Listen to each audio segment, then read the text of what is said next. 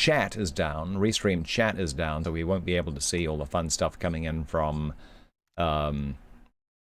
YouTube or what was the other place? Twitch. Just restreaming over there for a couple of weeks till we get a chance to nip down to the Winchester, have a pint, and wait for the whole thing to blow over, if you know what I mean. So, but anyway, here we are. Here we are. Let me just post this into Facebook as well. But anyway, good to see you all. It's a Monday. It's a Monday. It's the start of the week. It's the start of a new book. That's what we're going to be doing today. We're going to be reading Whose Body by Dorothy L. Sayers. It's one of her first novels there, and I think it's the first that introduces her detective, Lord Peter Wimsey, who's a very famous British detective. Right up there with, oh, not quite as famous, I guess, as Hercule Poirot. Agatha Christie is detective, but it's from that same era. The book's written, well, it started being written around about that same time. So this is, I guess, murder and mayhem was quite a fun staple back in the 1920s. A good thing to write about and explore. So. Yeah, it's okay, Skip Donahue. Yeah, Catbot is it's just an automated word filter there, and it tries its best to keep things as family friendly as it can around here. And it wasn't anything terrible that you wrote. Catbot was just reading between the lines on that one. Yeah. Sometimes it gets a little excitable, So, anyway, yesterday was an amazing day. It was great. We had Short Story Sunday yesterday. We started off with a special request for Rose. I'm always very happy to read any special requests that you might have, if they're in the public domain, that is, because that's how we roll around here. That was great. Old Nurse's Story. That was a pretty decent gothic ghost story. I liked it. Got me thinking about Wuthering Heights a bit. I want to read that at some point this year. Wuthering Heights. And next up we had John, which was a follow-up to Jane, written by our own SoCal Aussie here, stream regular. Actually, I actually play various games online with. He streams here as well. Yeah, he's a streamer himself. We sometimes play games together as well. That was really good, really eye-opening. It's he's turned his first little short into more of a he said she said, where we're following Jane's perspective as she talks about John. Following that, we had The Return of the Thin White Duke by Neil Gaiman, which was that was quite unexpected, and I hope you all liked that one there. Yeah, he's just given permission to a bunch of people to read stories that he has written. So yeah, and I stuck that little little permission tweet at the very end of the of that particular PDF, just in case anyone's like, hang on a second. I can be like, yeah, he said I can. He said I can.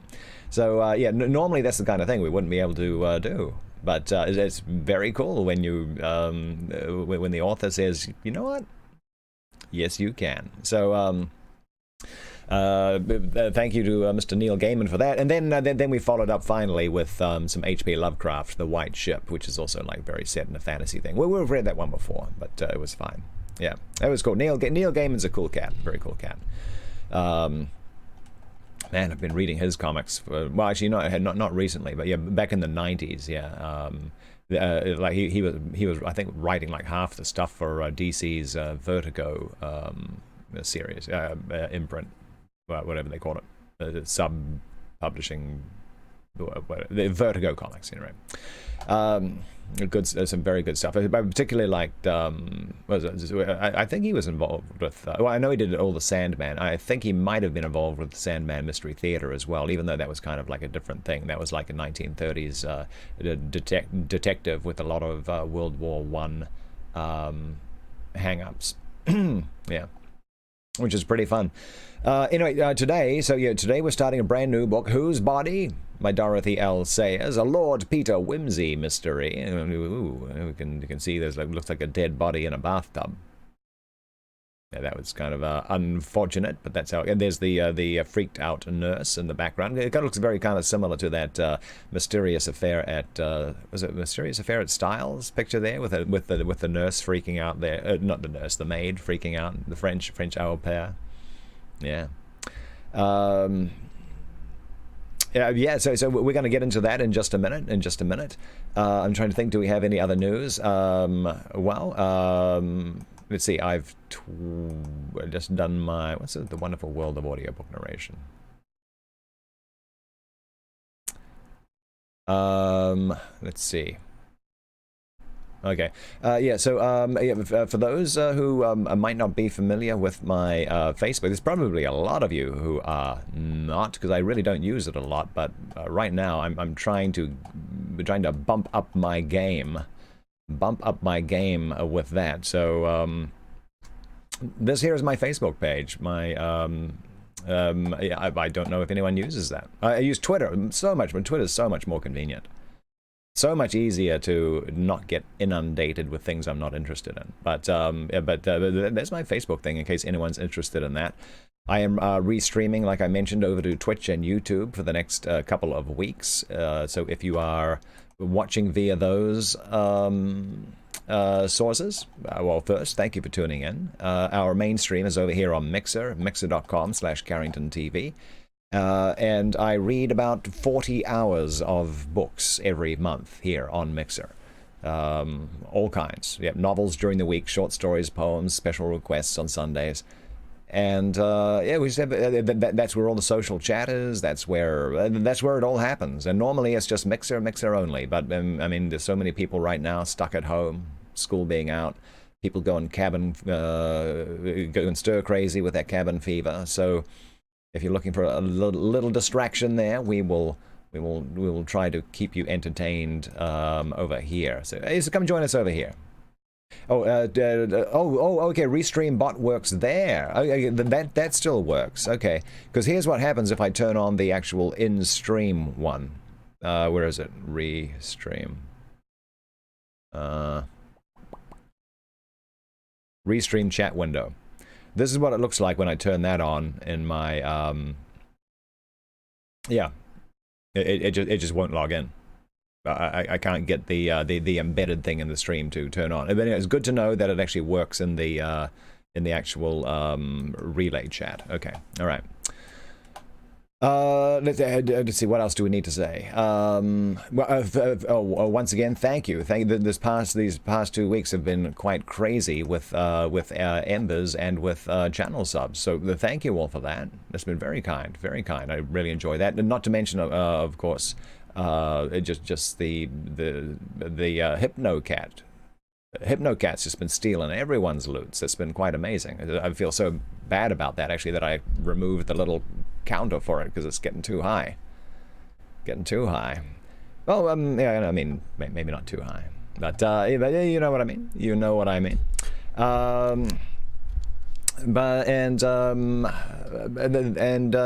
Let's see, what else can I say? Yeah. So I've finished recording all of the audio for the Edgar Allan Poe experiment. I finished the last of them. I think Sunday was it? No, Saturday. No, it was Sunday. I forget. You know, it was Saturday. It must have been Saturday. So the next step is to editing the whole lot together. So there's still a little bit to go, but we're getting there. To see, today after the stream, I'm going to be back in the studio to record more from Lord Dunsany's 51 Tales to upload for the super secret section, for our channel subsection on Discord, and for our fine Patreon supporters. Yes. So thank you for that. I need to pick out a longer short story too for my Patreon supporters. So actually, I should hit them up for some suggestions. And they know the rules. Public domain and all that jazz. But yeah, I know we should see if they come up with any clever ideas or requests. Oh yes, and I need to mention gaming. Yes. So yeah, tonight's Monday. So yeah, we do book club, then I go back to work, do work, then I come back later in the evening, 7 p.m. Pacific, which I think is about, well, that's probably about 3 a.m. over in Britain, I think. But I mean, it's a reasonable time here on the West Coast of America, that is. Yeah, so tonight is Halo night, so we'll be doing some Halo Wars 2s and doing some Halo 5. And maybe a bit of MCC, and probably ending with some Bleeding Edge or working that in there. I'm having a good time with that, but I still can't get a full group together. SoCal Aussie and I, we can get together quite often for that. So hard getting a full group in that, but that's what you really need, because teaming up with randos has just been very, very hit and miss, and actually more miss than hit, that's for sure. If you're gonna be up at that crazy time, you're over. Well, I mean, it's you have the Union Jack in your avatar, and you have UK on at the end of your name. I'm just saying we're going to be starting at about I think that's 3 a.m. your time. I think. If that is, that's probably not wise for you. Probably not wise. That's for sure. But I know we'll see. We shall see. Bleeding Edge, you'll give it a go if you like. Yeah, well, do the tutorial. Do the tutorial first. Good lord. Yeah, it's definitely one of those games you want to do the tutorial and watch some tutorial videos on too. You can handle it, he says. I can handle it.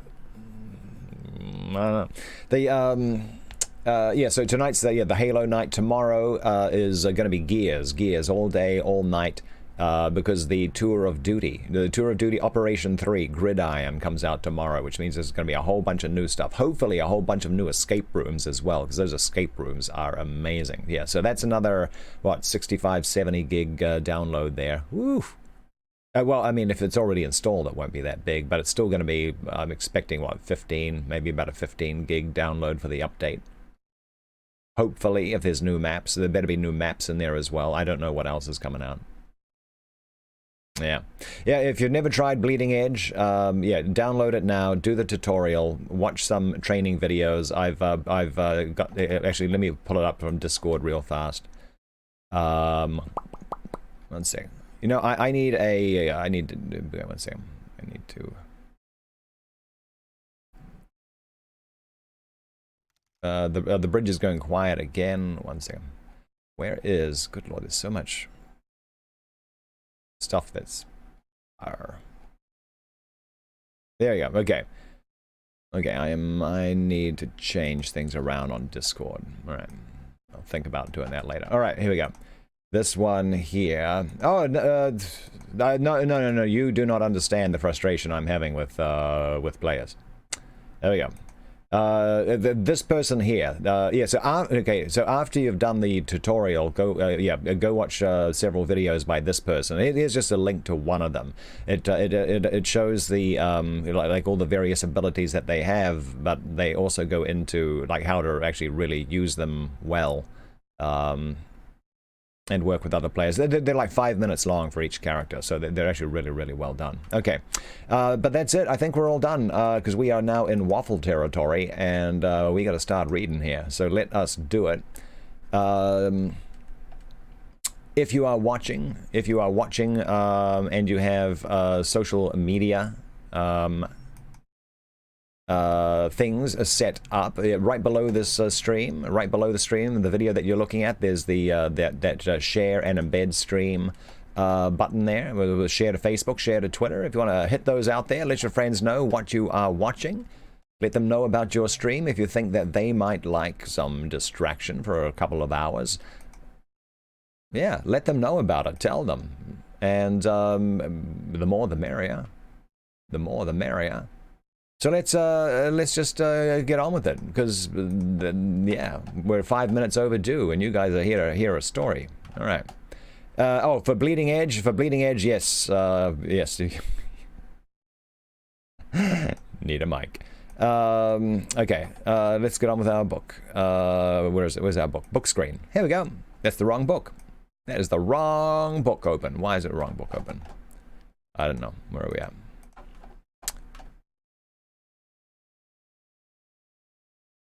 Hang on, let's get rid of that. There we go, as my whimsy takes me.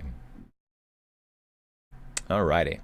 Oh, transcribers note inconsistent hyphenation and spelling in the original document have been preserved. Great. Obvious typographical errors have been corrected. On page 117, Mrs. Thip's forehead should possibly be Mr. Thip's forehead. What happened to the stream? Did the stream just die? Don't give me heart attacks like that, Shadowtronics. What, it's choppy? I can't do anything about that. As long as the audio is good. DDoS is everywhere.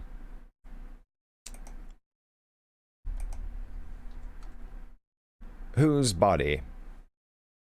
Uh-oh, did it just end? Oh, fuck.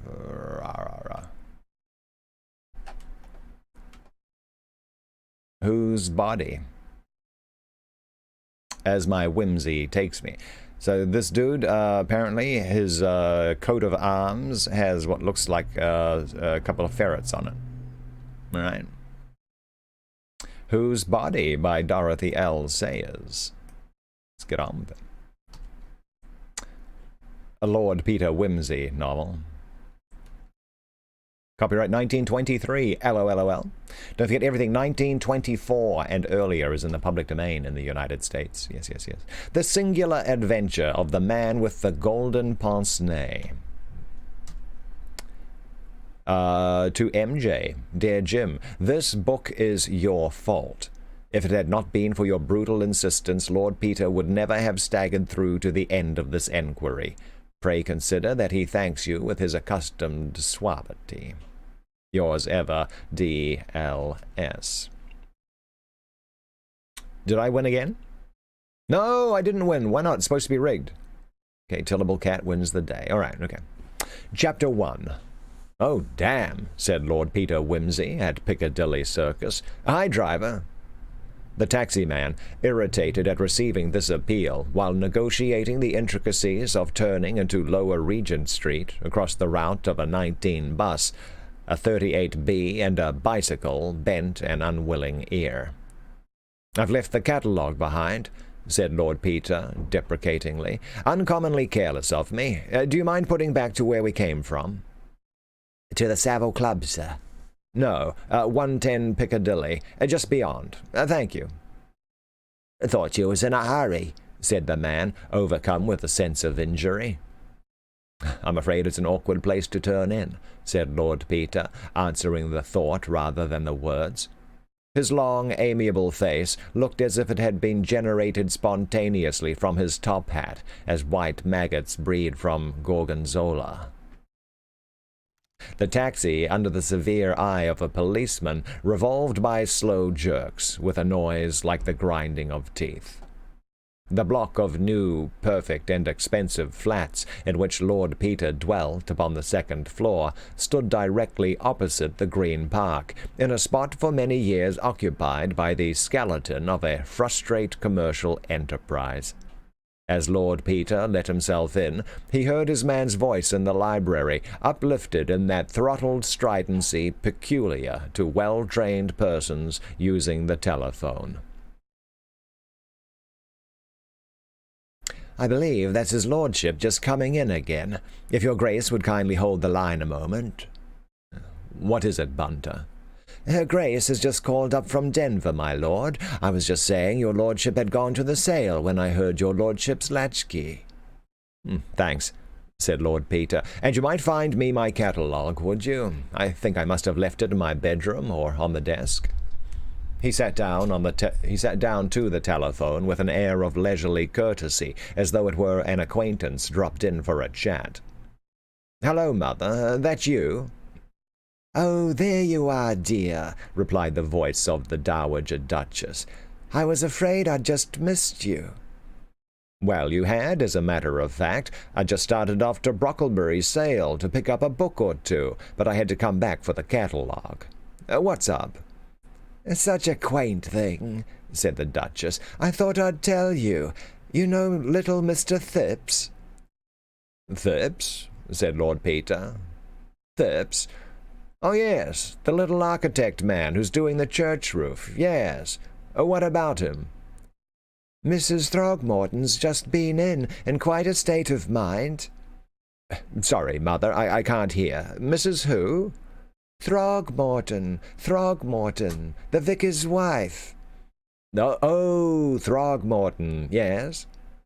"Mr. Phipps rang them up this morning. It was his day to come down, you know." "Yes."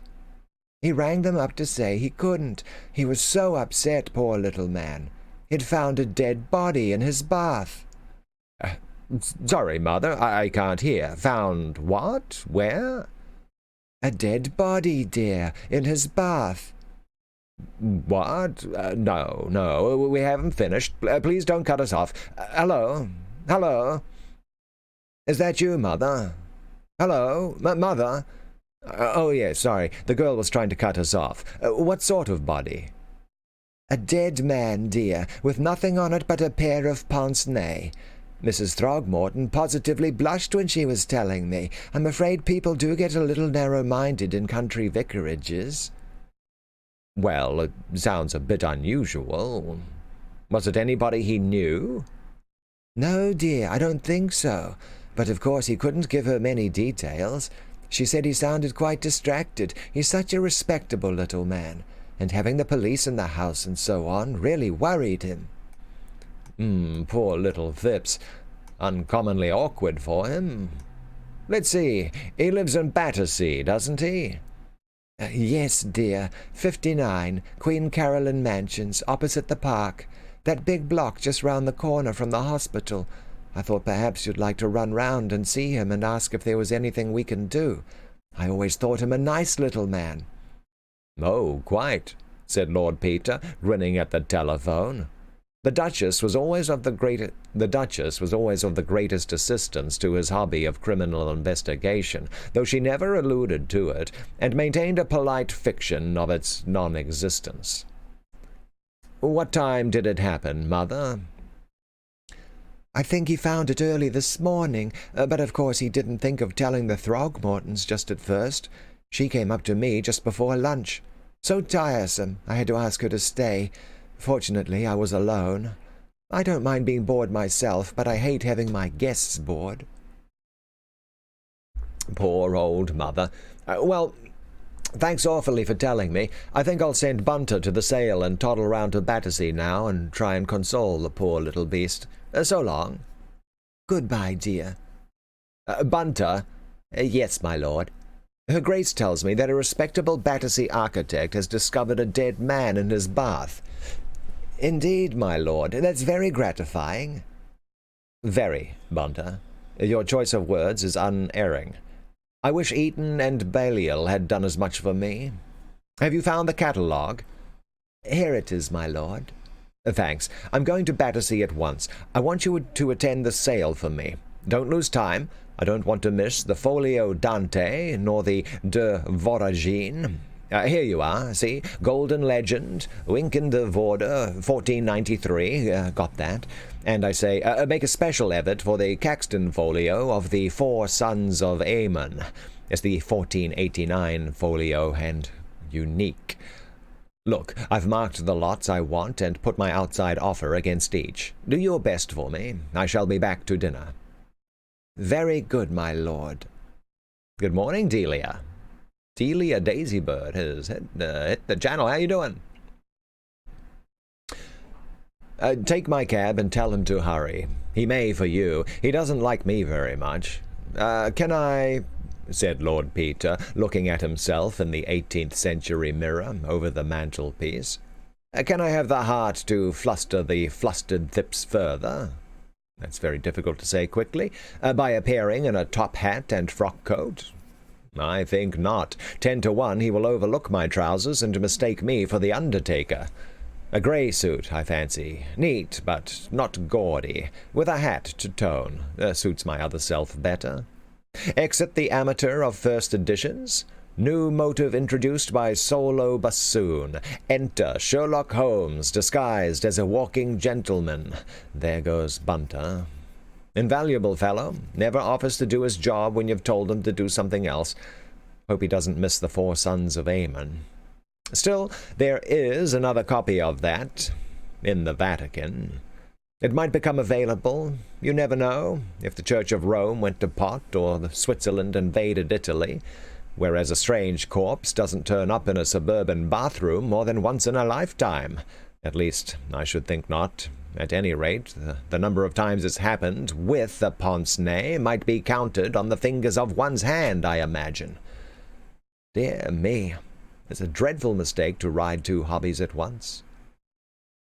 He had drifted across the passage into his bedroom, and was changing with a rapidity one might not have expected from a man of his mannerisms. He selected a dark green tie to match his socks, and tied it accurately without hesitation or the slightest compression of his lips, substituted a pair of brown shoes for his black ones, slipped a monocle into a breast pocket, and took up a beautiful Malacca walking stick with a heavy silver knob. "Good morning, Level 5. Good morning." "That's all, I think," he murmured to himself. "Stay, I may as well have you. You may come in useful, one never knows." He added a flat silver matchbox to his equipment, glanced at his watch, and seeing that it was already 2:45, ran briskly downstairs, and, hailing a taxi, was carried to Battersea Park. Alrighty. Off to a brisk start. Wow, already just like 2-3 pages in, we've already heard about the dead body. Very nice.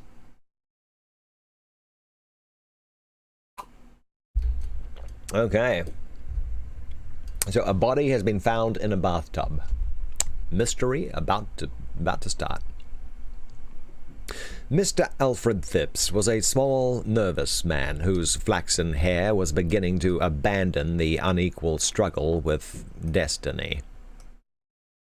One might say that his only really marked feature was a large bruise over the left eyebrow, which gave him a faintly dissipated air, incongruous with the rest of his appearance. Almost in the same breath with his first greeting, he made a self-conscious apology for it, murmuring something about having run against the dining-room door in the dark. He was touched almost to tears by Lord Peter's thoughtfulness and condescension in calling. No, this is not a Sherlock Holmes story. No, Lord Peter Wimsey is the detective in this one. And while he was talking to himself in the mirror, telling himself what a dashing chap he was comparing himself to Sherlock Holmes. So so this is not a Sherlock Holmes story. He was just saying, "I'm so clever, I'm almost as good as Sherlock Holmes."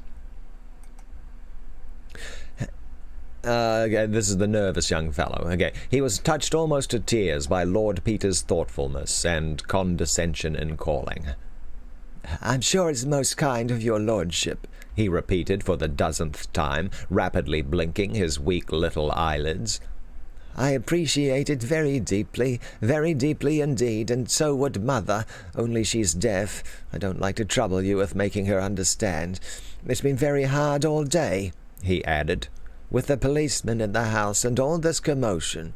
It's what Mother and me have never been used to, always living very retired, and is most distressing to a man of regular habits, my lord. And really, I'm almost thankful Mother doesn't understand, for I'm sure it would worry her terribly if she was to know about it. She was upset at first, but she's made up some idea of her own about it now, and I'm sure it's all for the best."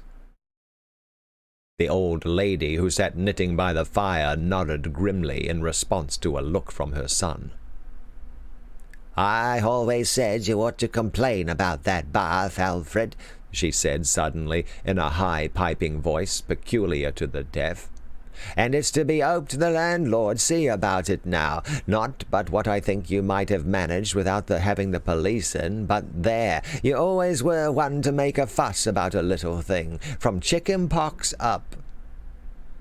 "There now," said Mr. Phipps apologetically, "you'll see how it is, but not but what it's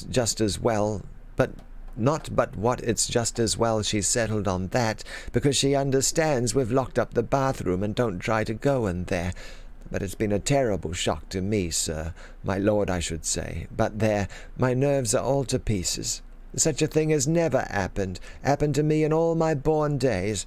Such a state I was in this morning, I don't know if I was on my head or on my heels. I really didn't, and my heart not being too strong, I hardly knew how to get out of that horrid room and telephone for the police. It's affected me, sir. It's affected me. It really has. I couldn't touch a bit of breakfast, nor lunch neither, and what with telephoning and putting off clients and interviewing people all morning, I've hardly known what to do with myself." "I'm sure it must have been uncommonly distressing," said Lord Peter, sympathetically, "especially coming like that before breakfast. Hate anything tiresome happening before breakfast. Takes a man at such a confounded disadvantage, what?" "That's just it, said Mr. Phipps eagerly. "When I saw that dreadful thing lying there in my bath, mother naked too, except for a pair of eyeglasses, I assure you, my lord, it regularly turned my stomach, if you'll excuse the expression. I'm not very strong, sir, and I get that sinking feeling sometimes in the morning, and what with one thing and another I had to send the girl for a stiff brandy, or I don't know what might have happened. I felt so queer, though I'm anything but partial to spirits as a rule. Still, I make it a rule never to be without brandy in the house, in case of emergency, you know." "Very wise of you," said Lord Peter cheerfully. "You're a very far-seeing man, Mr. Phipps. Wonderful what a little nip'll do in a case of need, and the less you're used to it, the more good it does you. Hope your girl is a sensible young woman, what? Nuisance to have women fainting and shrieking all over the place." "Oh, Gladys is a good girl," said Mr. Phipps. "Very reasonable indeed. She was shocked, of course, but that's very understandable. I was shocked myself, and it wouldn't be proper in a young woman not to be shocked under the circumstances. But she is really a helpful, energetic girl in a crisis, if you understand me.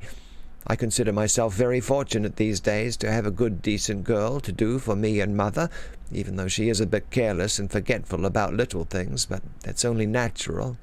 She was very sorry indeed about having left the bathroom window open. She really was, and though I was angry at first, seeing what come of it, it wasn't anything to speak of, not in the ordinary way, as you might say. Girls will forget things, you know, my lord, and really she was so distressed I didn't like to say too much to her. All I said was, it might have been burglars, I said. Remember that, next time you leave a window open all night. This time it was a dead man, I said, and that's unpleasant enough, but next time it might be burglars, I said, and all of us murdered in our beds.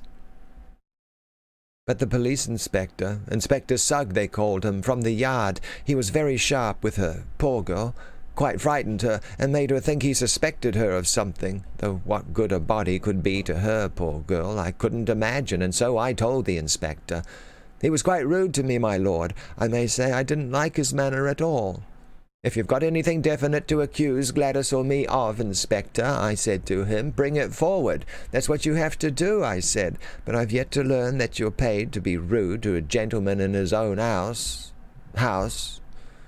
Really, said Mr. Phipps, growing quite pink on the top of his head. He regularly roused me, my lord, and I'm a mild man as a rule. Sugg all over, said Lord Peter. I know him.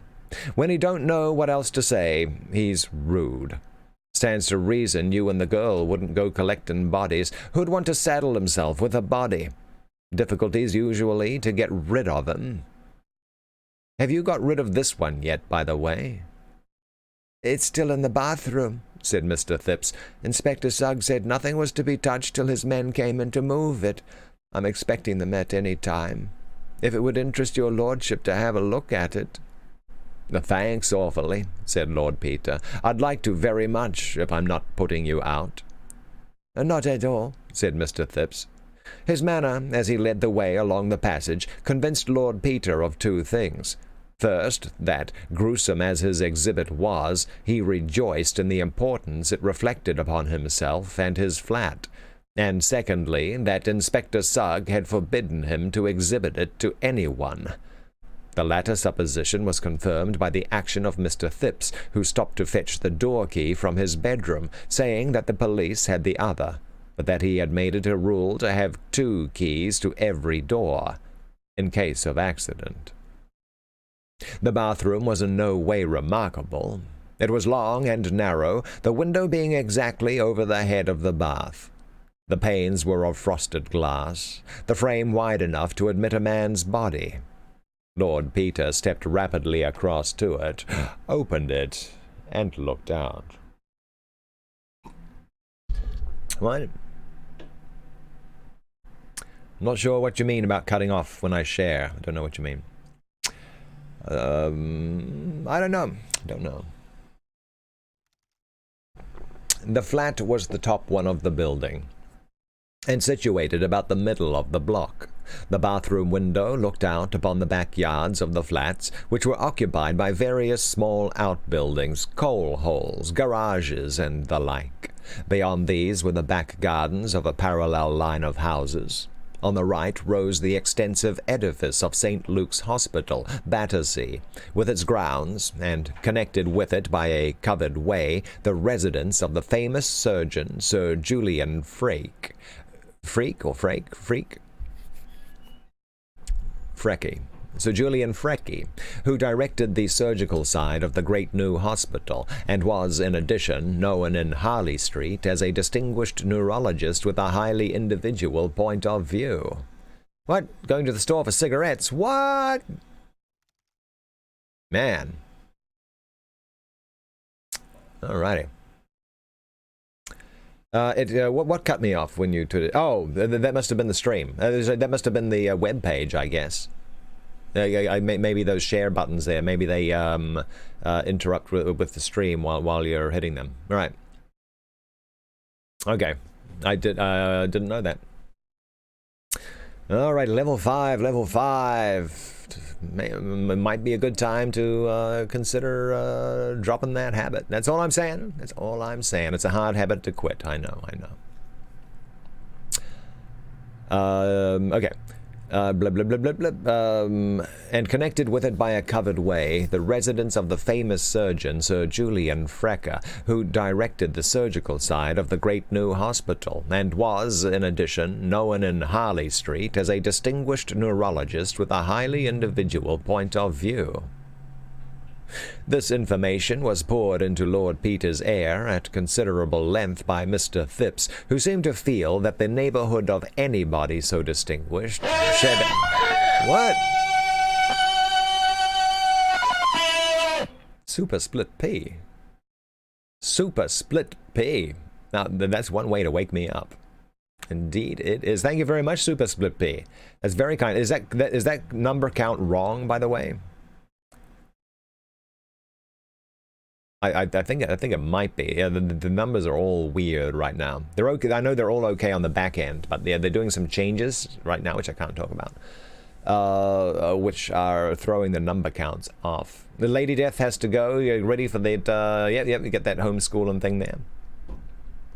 Okay. Yep. Go keep an eye on those kiddies and make sure that they're, if you don't keep an eye on them doing their homeschooling via the web, they might start slacking off and like tuning into this channel or something like that when they should be studying. Yeah. It was loud. Got to keep an eye on them. Very good. So, by the way, how long is the delay? By the way, it's probably quite a. Last night, by the even though FTL said it was on, there was like a 40-second delay. Well, it was crazy. I don't know. Okay. Yeah. So thank you, Super Split P, for being a fine channel supporter. You do know about the super secret section on the Discord, I'm assuming. Where I record little short stories, upload them. There's more stuff in there as well. All kinds of stuff. Okay, let's get on with it. Yeah, just link your Discord to your Mixer account, and it automatically becomes visible. That's awesome. Magic. It's like a little it's like a cool little perk there for the channel subs. So just these little short stories. Working our way through 51 Tales by Lord Dunsany. Okay. Okay, so Sir Julian Frecker, who directed the surgical side of the great new hospital and was, in addition, known in Harley Street as a distinguished neurologist with a highly individual point of view. Good morning, Mike Stenches. This information was poured into Lord Peter's ear at considerable length by Mr. Phipps, who seemed to feel that the neighborhood of anybody so distinguished shed a kind of halo of glory over the Queen Caroline mansions. On Wednesday, you're buying 5 subs. Wow. You have a lot of friends. You have a lot of friends. This is Lord Peter. No, this is Mr. Phipps. Mr. Phipps is speaking again. Okay, to Lord. Okay, I'm distracted. Okay, just focus. We had him round here himself this morning, he said, about this horrid business. Inspector Sugg thought one of the young medical gentlemen at the hospital might have brought the corpse round for a joke, as you might say, they always having bodies in the dissecting room. So Inspector Sugg went round to see Sir Julian this morning to ask if there was a body missing. He was very kind, was Sir Julian, very kind indeed, though he was at work when they got there, in the dissecting room. He looked up at the books to see that all the bodies were accounted for, and then very obligingly came round here to look at this. He indicated the bath, and said he was afraid he couldn't help us. There was no corpse missing from the hospital, and this one didn't answer to the description of any they'd had. Nor to the description of any of the patients, I hope, suggested Lord Peter casually.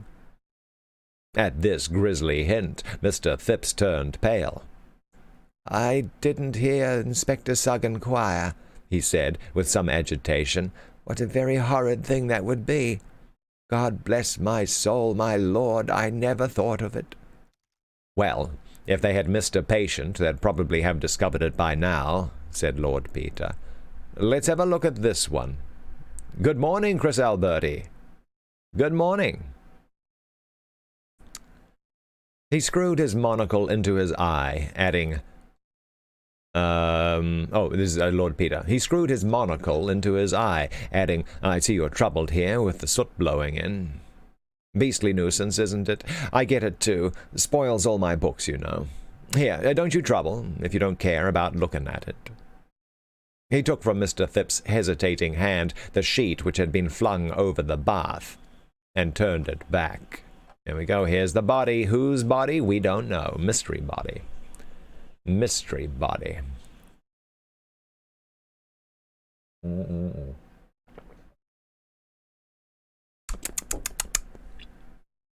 Good coffee. Good book so far? I hope so. Hope so. The body which lay in the bath was that of a tall, stout man of about 50. The hair, which was thick and black and naturally curly, had been cut and parted by a master hand, and exuded a faint violet perfume, perfectly recognizable in the close air of the bathroom. The features were thick, fleshy, and strongly marked, with prominent dark eyes, and a long nose curving down to a heavy chin. The clean-shaven lips were full and sensual, and the dropped jaw showed teeth stained with tobacco. On the dead face, the handsome pair of gold pince-nez mocked death with grotesque elegance, the fine gold chain curving over the naked breast. The legs lay stiffly stretched out side by side, the arms reposed close to the body, the fingers were flexed naturally. Lord Peter lifted one arm and looked at the hand with a little frown. "A bit of a dandy, your visitor, what?" he murmured. "Parma violet and manicure." He bent again, slipping his hand beneath the head. The absurd eyeglasses slipped off, clattering into the bath, and the noise put the last touch to Mr. Phipps's growing nervousness. "If you'll excuse me," he murmured, "it makes me feel quite faint. It really does." He slipped outside, and he had no sooner done so than Lord Peter, lifting the body quickly and cautiously, turned it over and inspected it with his head on one side, bringing his monocle into play with the air of the late Joseph Chamberlain approving a rare orchid. He then laid the head over his arm, and bringing out the silver matchbox from his pocket, slipped it into the open mouth. Then, making the noise usually written tut-tut, he laid the body down, picked up the mysterious pince-nez, looked at it again, put it on his nose, and looked through it, making the same noise again. He readjusted the pince-nez upon the nose of the corpse so as to leave no traces of interference for the irritation of Inspector Sugg, rearranged the body, returned to the window, and, leaning out, reached upwards and sideways with his walking stick, which he had somewhat incongruously brought along with him. Nothing appearing to come of these investigations, he withdrew his head, closed the window, and rejoined Mr. Phipps in the passage. The random Twitter logo? Is it stuck? It's stuck.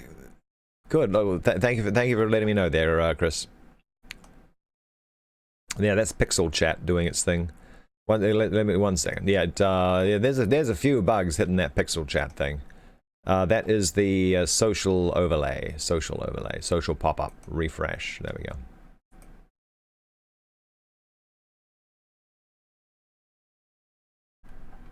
Okay, back to our book. Mr. Phipps, touched by this sympathetic interest in the younger son of a duke, took the liberty, on their return to the sitting-room, of offering him a cup of tea. Lord Peter, who had strolled over to the window and was admiring the outlook on Battersea Park, was about to accept when an ambulance came into view at the end of Prince of Wales Road. Its appearance reminded Lord Peter of an important engagement, and with a hurried, "By Jove," he took his leave of Mr. Phipps. "My mother sent kind regards and all that." Oh, no, this is Lord Peter. My mother sent kind regards and all that," he said, shaking hands fervently. "Hope she'll soon be down at Denver again. Goodbye, Mrs. Phipps," he bawled kindly into the ear of the old lady. "Oh, no, my dear sir, please don't trouble to come down." He was none too soon. As soon as he stepped out of the door and turned towards the station, the ambulance drew up from the other direction, and Inspector Sugg emerged from it with 2 constables. The inspector spoke to the officer on duty at the mansions, and turned a suspicious gaze on Lord Peter's retreating back. "Dear old Sugg," said that nobleman fondly. "Dear, dear old bird. How he does hate me, to be sure." All right, the butler did it. I think the chauffeur did it. You know why? Because we haven't seen a chauffeur yet. So he's obviously hiding from the long arm of the law. That's my theory, and I'll stick by it. Okay, that was the end of chapter 1. What do you think? So far, so good? It's certainly got right into it, didn't it? I mean, it's in some ways it's kind of I think it's going to have a very big Sherlock Holmes inspiration there. So he's got his he's got Bunt. Is it Bunt or Bunter?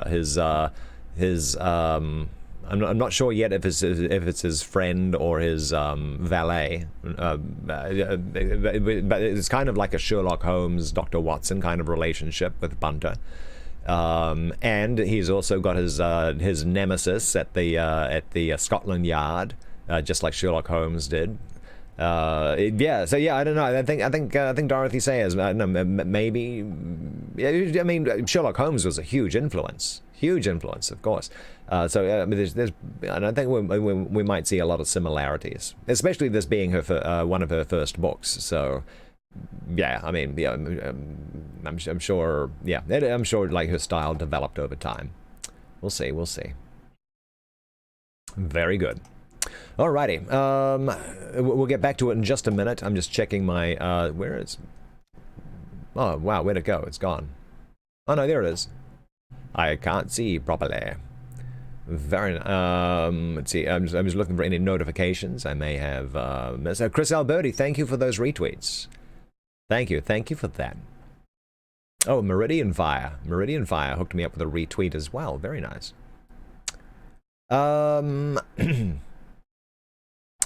Okay, let's see. It reminds you of the Clue board game. Well, yeah, there's going to be a lot of people, a lot of suspects going on. Oh, which reminds me, there's a game I've been meaning to play for a long time, which is kind of like a murder mystery. It's not exactly interactive, but it's kind of like kinds of clues where you got to go back and revisit stuff. It's on the Game Pass. It's called the Sexy Brutale. Yeah, I've been meaning to play that. What did you guys think of that of that Astrolager last night? That one about the doctor consulting the stars. It was kind of weird. It was kind of funny though. It was kind of funny as well. Professor Plum in the kitchen with what? With what? That's the important part there. That's the important part. With a candlestick. With a lead pipe. Yeah. Oh, I know. Skip Donahue obviously is over there in Britain. Over in the States, and I'm sure this applies to other countries as well. All those board games, they're all localized, especially things like Monopoly. Monopoly, I guess, was started here, I guess, but yeah, even Clue, like the board game Cluedo. Well, actually, it was called Cluedo where I grew up. Just called Clue here, and but yeah, all the different locations, they're all called different stuff. And yeah, I know it's just funny. All right, because localization is important. We'll get back to it in just a minute. Sipping a little coffee there, taking a quick peek at how we're doing in creative. I think we're doing okay. Yeah, we're doing okay. Thank you in advance, and thank you if you've already thrown a host for this channel, letting your friends know what you like. And here we go. It jumped right in, and it's set in the same world as you, indeed. Oh, yeah, well, yeah, set in a similar world to Sherlock Holmes. I think that was the thing. Let's get on with it. Chapter 2.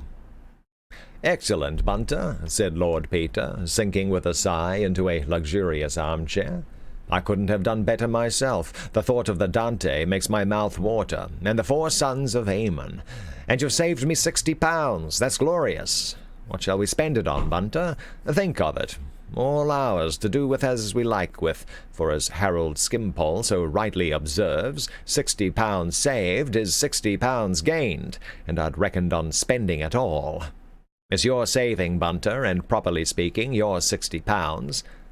What do we want? Anything in your department? Would you like anything altered in the flat? Well, my lord, as your lordship is so good. The manservant paused, about to pour an old brandy into a liqueur glass. Well, out with it, my Bunter, you imperturbable old hypocrite. It's no good talking as if you were announcing dinner. You're spilling the brandy. The voice is Jacob's voice, but the hands are the hands of Esau. What does that blessed darkroom of yours want now? There's a double anastigmat with a set of supplementary lenses, my lord, said Bunter, with a note almost of religious fervor. If it was a case of forgery now, or footprints, I could enlarge them right up on the plate. Or the wide-angled lens would be useful. It's as though the camera had eyes at the back of its head, my lord. Look, I've got it here. He pulled a catalogue from his pocket and submitted it, quivering, to his employer's gaze. Lord Peter perused the description slowly, the corners of his long mouth lifted into a faint smile. It's Greek to me, he said, and £50 seems a ridiculous price for a few bits of glass. I suppose, Bunter, you'd say £750 was a bit out of the way for a dirty old book in a dead language, wouldn't you? It wouldn't be my place to say so, my lord. No, Bunter. I pay you £200 a year to keep your thoughts to yourself.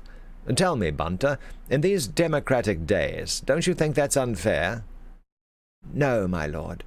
You don't? Do you mind telling me frankly why you don't think it unfair? Frankly, my lord, your lordship is paid a nobleman's income to take Lady Worthington into dinner and refrain from exercising your lordship's undoubted powers of repartee. Lord Peter considered this. That's your idea, is it, Bunter? Noblesse oblige for a consideration. I dare say you're right. Then you're better off than I am, because I'd have to behave myself to Lady Worthington if I hadn't a penny. Bunter, if I sacked you here and now, would you tell me what you think of me? No, my lord. You'd have a perfect right to, my Bunter, and if I sacked you, on top of drinking the kind of coffee you make, I'd deserve everything you could say of me. You're a demon for coffee, Bunter. I don't want to know how you do it, because I believe it to be witchcraft, and I don't want to burn eternally. You can buy your cross-eyed lens. Thank you, my lord. Level 5 is out of here. Okay, you have a great day there, Level 5. Have a great day. Yeah, I hope everything turns out well for you. Yeah. Tricky situation. That might call for some cigarettes. No, it never does. Never does. All right. So best of luck with that, and best of luck with quitting. We know you can do it. Have a great day, man.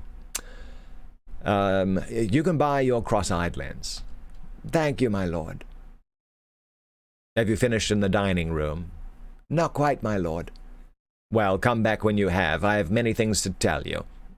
Hello, who's that? The doorbell had rung sharply. Unless it's anybody interesting, I'm not home. Very good, my lord. Yeah, £200 a year. That's not a lot. Hang on, 200 over 12. Yeah, so £16 a month. 16 and change a month. And he's yeah, so he's just been Lord Whimsy just gave him £60. He makes 16 pounds and change a month in salary, and Lord Whimsy's just given him £60 to go buy his prized camera with. That's like what, 4 months, 4 months' wages, just like boom, just like that, as just like throwaway money. It's great. Right. You think it's a trap? Yeah. Well, I don't know. I don't have any advice. Don't have any advice for you, Level 5. Oh boy. Okay, good luck. Good morning, Rose. Rose is here. What is going on? Brand new murder mystery underway. Lord Peter Whimsy. Lord Peter Whimsy, he's kind of like a knockoff Sherlock Holmes. And he actually compared himself to Sherlock Holmes earlier. Pretty good. So they found a dead body, and that's all they know. No one knows who it is. It just showed up in some dude's bathtub next to a giant hospital. This body just showed up in his bathtub in his apartment.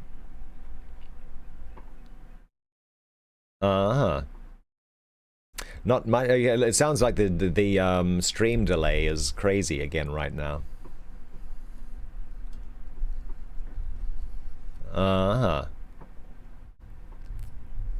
Okay. Yeah. Last night we had like a 40-second stream delay. Butter then rug.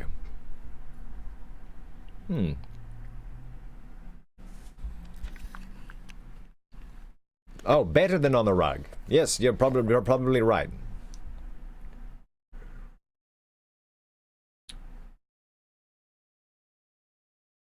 Okay.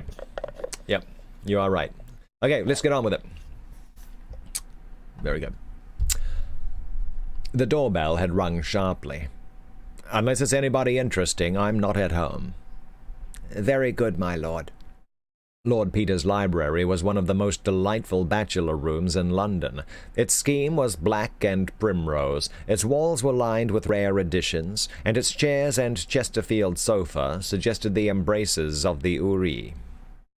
What does that mean, Houri? A beautiful young woman, especially one of the virgin companions of the faithful in the Muslim paradise. Alrighty, so Lord Peter Whimsy is a bit of a player, apparently. Its walls were lined with rare editions, and its chair and Chesterfield sofa suggested the embraces of the Uri. In one corner stood a black baby grand, a wood fire leaped on a wide old-fashioned hearth, and the Sèvres vases on the chimney-piece were filled with ruddy and gold chrysanthemums. To the eyes of the young man who was ushered in from the raw November fog, it seemed not only rare and unattainable, but friendly and familiar, like a colorful and gilded paradise in a medieval painting. "Mr. Parker, my lord." Lord Peter jumped up with genuine eagerness. "Oh, my dear man, I'm delighted to see you. What a beastly foggy night, ain't it? Bunter, get some more of that admirable coffee, and another glass in the cigars. Parker, I hope you're full of crime. Nothing less than arson or murder will do for us tonight. Such a night as this." Bunter and I were just sitting down to carouse. I've got a Dante and a Caxton folio that is practically unique at Sir Ralph Brocklebury's sale. Bunter, who did the bargaining, is going to have a lens which does all kinds of wonderful things with its eyes shut, and we both have got a body in a bath. We both have got a body in a bath. For in spite of all temptations to go and for cheap sensations, we insist upon a body in a bath. Nothing less will do for us, Parker. It's mine at present, but we're going shares in it. Property of the firm. Won't you join us? You really must put something in the jackpot. Perhaps you have a body. Oh, do have a body. Everybody welcome. Gin a body, meet a body, hold before the beak. Gin a body jolly well, knows who murdered a body, and that old sug is on the wrong tack, need a body speak. Good Lord. Not a bit of it. He tips a glassy wink to yours truly, and yours truly reads the truth. Good Lord, he's a maniac. Lord Peter Wimsey is a maniac.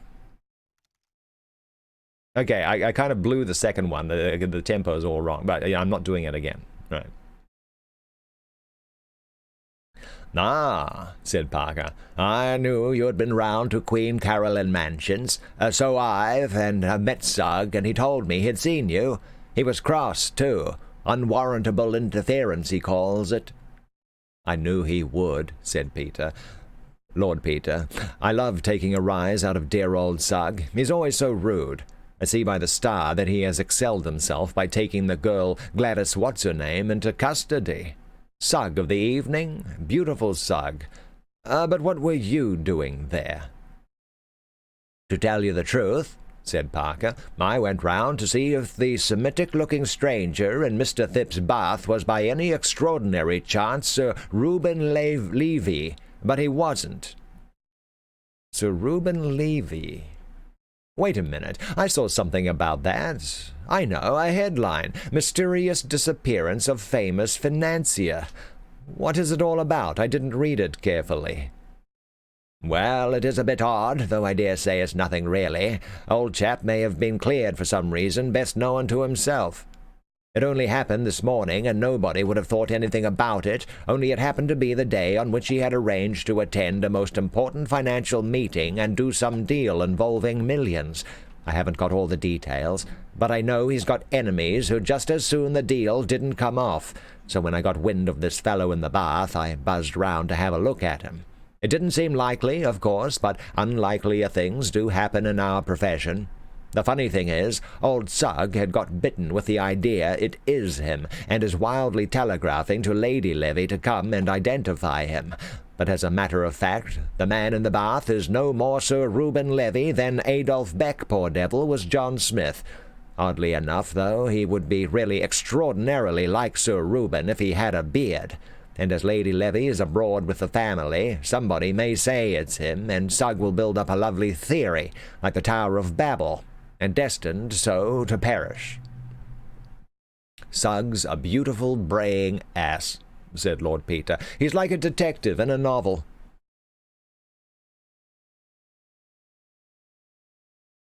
"Well, I don't know anything about Levy, but I've seen the body, and I should say the idea was preposterous upon the face of it.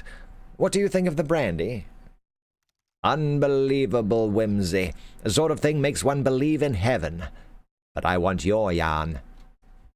Do you mind if Bunter hears it too? Invaluable man, Bunter. Amazing fellow with a camera. And the odd thing is, he's always on the spot when I want my bath or my boots. I don't know when he develops things. I believe he does them in his sleep. Bunter." "Yes, my lord." "Stop fiddling about in there and get yourself the proper things to drink and join the merry throng." "Certainly, my lord." Mr. Parker has a new trick. The vanishing financier. Absolutely no deception. "Hey, presto, pass." And where is he? Will some gentleman from the audience kindly step up on the platform and inspect the cabinet? Thank you, sir. The quickness of the and deceives the hay. Good Lord. Thank you, sir. The quickness of the and deceives the hay. And deceives the hay. Wow, there's such weird vernacular going on in this. All right. I think, yeah, okay. I think he's just being like he's almost like a showman.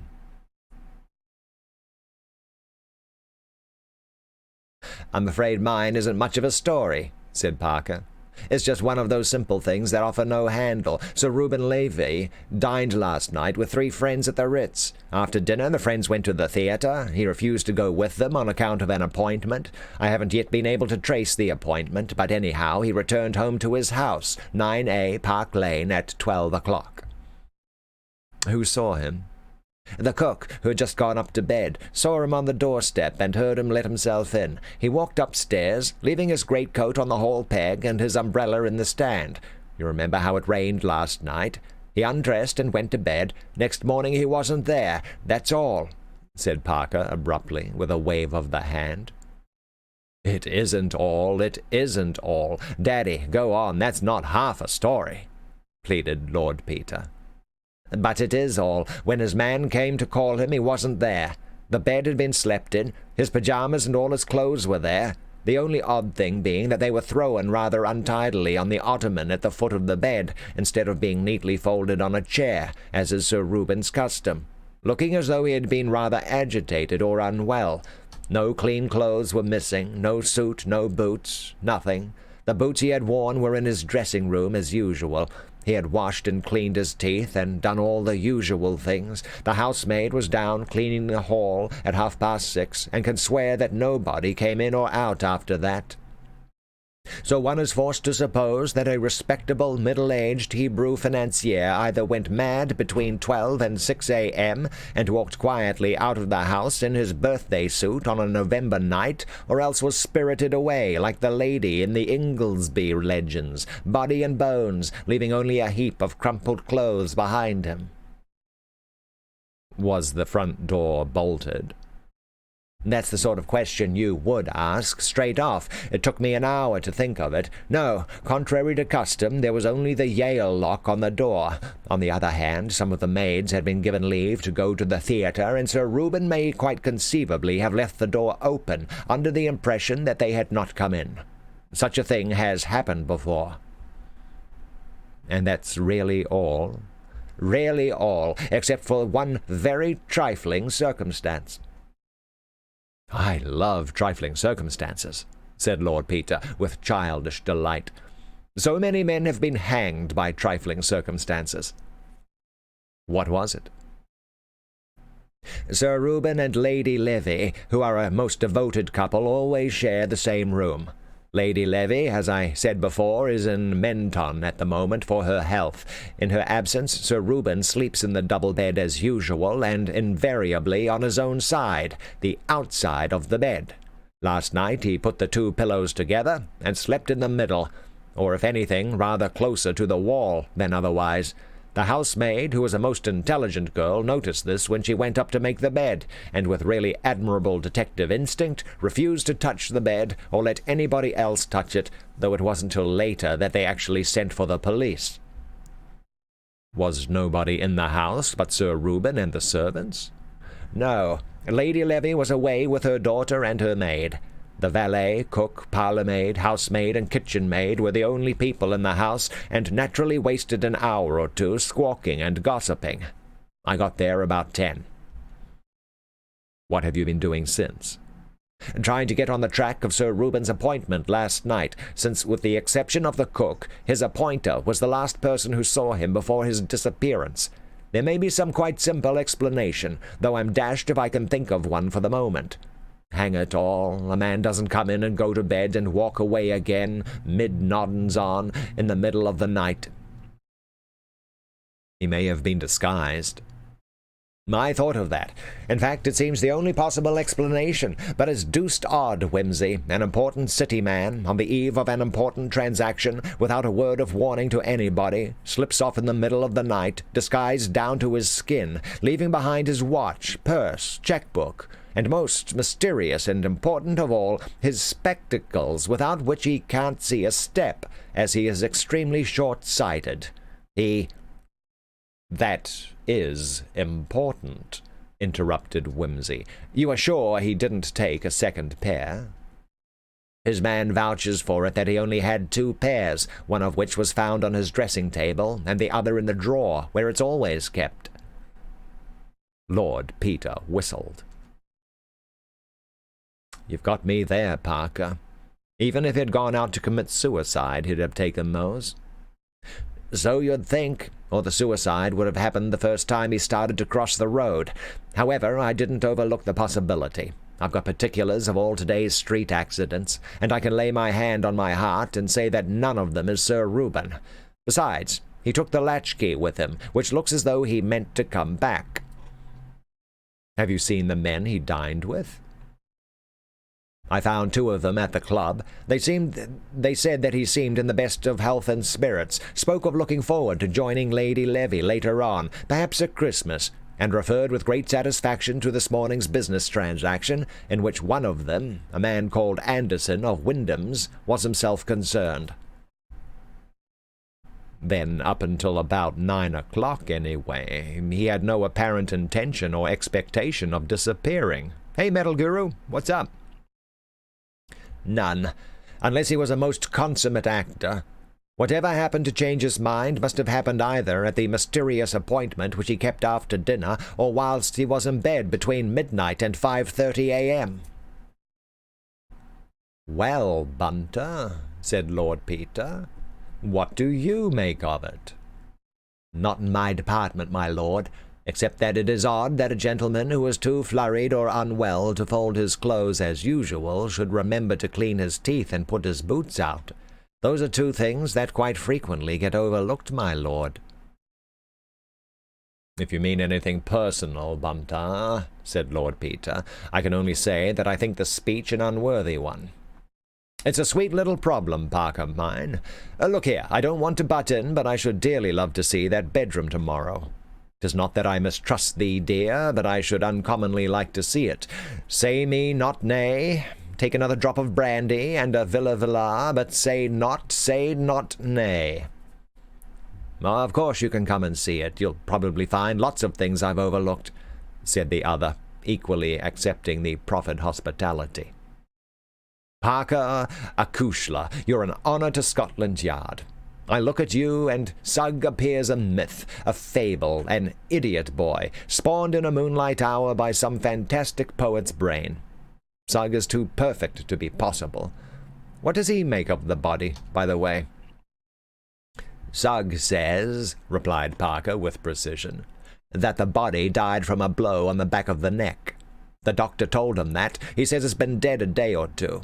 The doctor told him that, too. He said it's the body of a well-to-do Hebrew of about 50.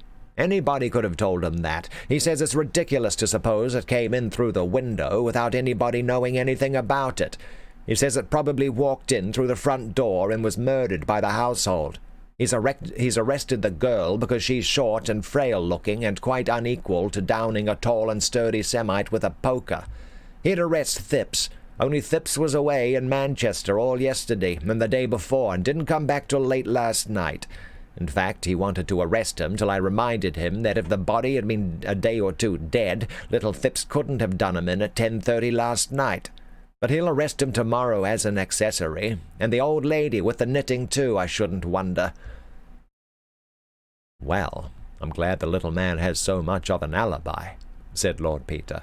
Though if you're only gluing your faith to cadaveric rigidity, and all the other quiddities, you must be prepared to have some skeptical beast of a prosecuting counsel walk slap-bang through the medical evidence.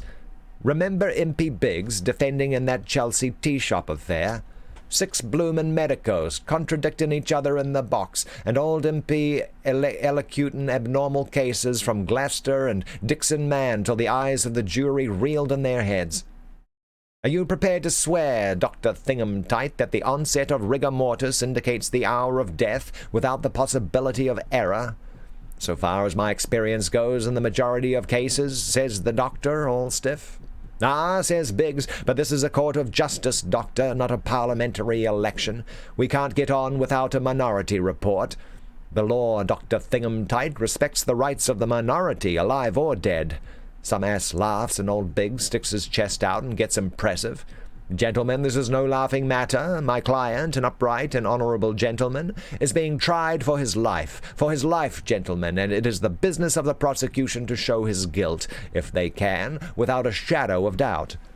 Now, Dr. Thingumtight, I ask you again, can you solemnly swear, without the least shadow of doubt, possible shadow of doubt, that this unhappy woman met her death neither sooner nor later than Thursday evening? A probable opinion. Gentlemen, we are not Jesuits. We are straightforward Englishmen. You cannot ask a British-born jury to convict any man on the authority of a probable opinion. Hum of applause. Biggs' man was guilty, all the same, said Parker. Of course he was, but he was acquitted all the same, and what you've just said is libel. Whimsy walked over to the bookshelf and took down a volume of medical jurisprudence. Rigor mortis can only be stated in a very general way. Many factors determine the result. Cautious brute. On the average, however, stiffening will have begun, neck and jaw, 5 to 6 hours after death. In all likelihood, have passed off in the bulk of cases by the end of 36 hours. Under certain circumstances, however, it may appear unusually early or be retarded unusually long. Helpful, ain't it, Parker? Brown-Séquard states 3.5 minutes after death. In certain cases, not until lapse of 16 hours after death. Present as long as 21 days thereafter. Lord! Modifying factors, age, muscular state, or febrile diseases, or where temperature of environment is high, and so on, and so on. Any bloomin' thing. Never mind. You can run the argument for what it's worth to Sugg. He won't know any better. He tossed the book away. Come back to facts. What did you make of the body? Well, said the detective, not very much. I was puzzled, frankly. I should say he had been a rich man, but self-made, and that his good fortune had come to him fairly recently. Ah, you noticed the calluses on the hands. I thought you wouldn't miss that. Both his feet were badly blistered. He had been wearing tight shoes. Walking a long way in them, too, said Lord Peter, to get such blisters as that. Didn't that strike you as odd in a person evidently well off? Well, I don't know. The blisters were 2 or 3 days old. He might have got stuck in the suburbs one night, perhaps. Last train gone and no taxi, and had to walk home. Possibly. There were some little red marks all over his back and one leg I couldn't quite account for. I saw them. What did you make of them? I'll tell you afterwards. Go on. He was very long-sighted, oddly long-sighted for a man in the prime of life. The glasses were like a very old man's. By the way, they had a very beautiful and remarkable chain of flat links chased with a pattern. It struck me that he might be traced through it. I've just put an advertisement in the Times about it, said Lord Peter. Go on. He had had the glasses some time. They had been mended twice. Beautiful, Parker, beautiful. Did you realize the importance of that? Not specially, I'm afraid. Why? Never mind. Go on. He was probably a sullen and ill-tempered man. His nails were filed down to the quick as though he had habitually bit them, and his fingers were bitten as well. He smoked quantities of cigarettes without a holder. He was particular about his personal appearance. Did you examine the room at all? I didn't get a chance. I couldn't find much in the way of footprints. Sugg & Co. had tramped all over the place, to say nothing of little Phipson the maid, but I noticed a very indefinite patch just behind the head of the bath, as though something damp might have stood there. You could hardly call it a print. It rained hard all last night, of course.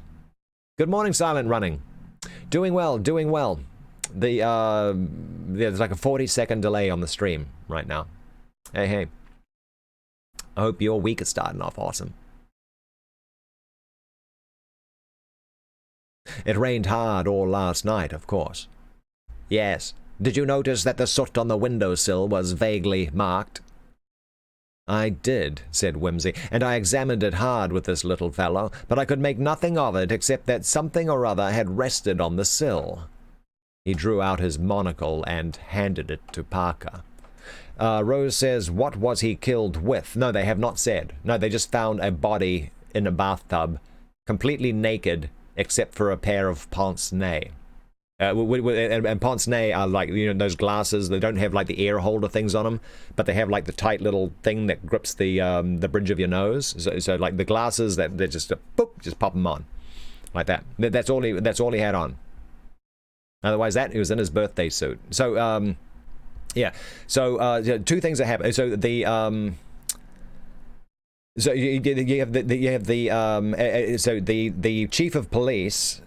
Or Suggs, sorry, the bumbling detective at Scotland Yard thinks that it is the body of Sir Reuben Levy, who is a very rich financier, like money man, who went missing the previous night. Except this detective Parker has been round and said it is positively not that person. So they're not quite sure who it is. At least our people are not sure who it is. Sugg is saying it is definitely this disappeared financier. Although I don't know. Yeah. Whew.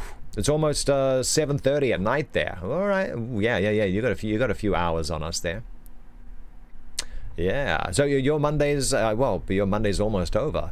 Indeed. What have you been up to? Okay.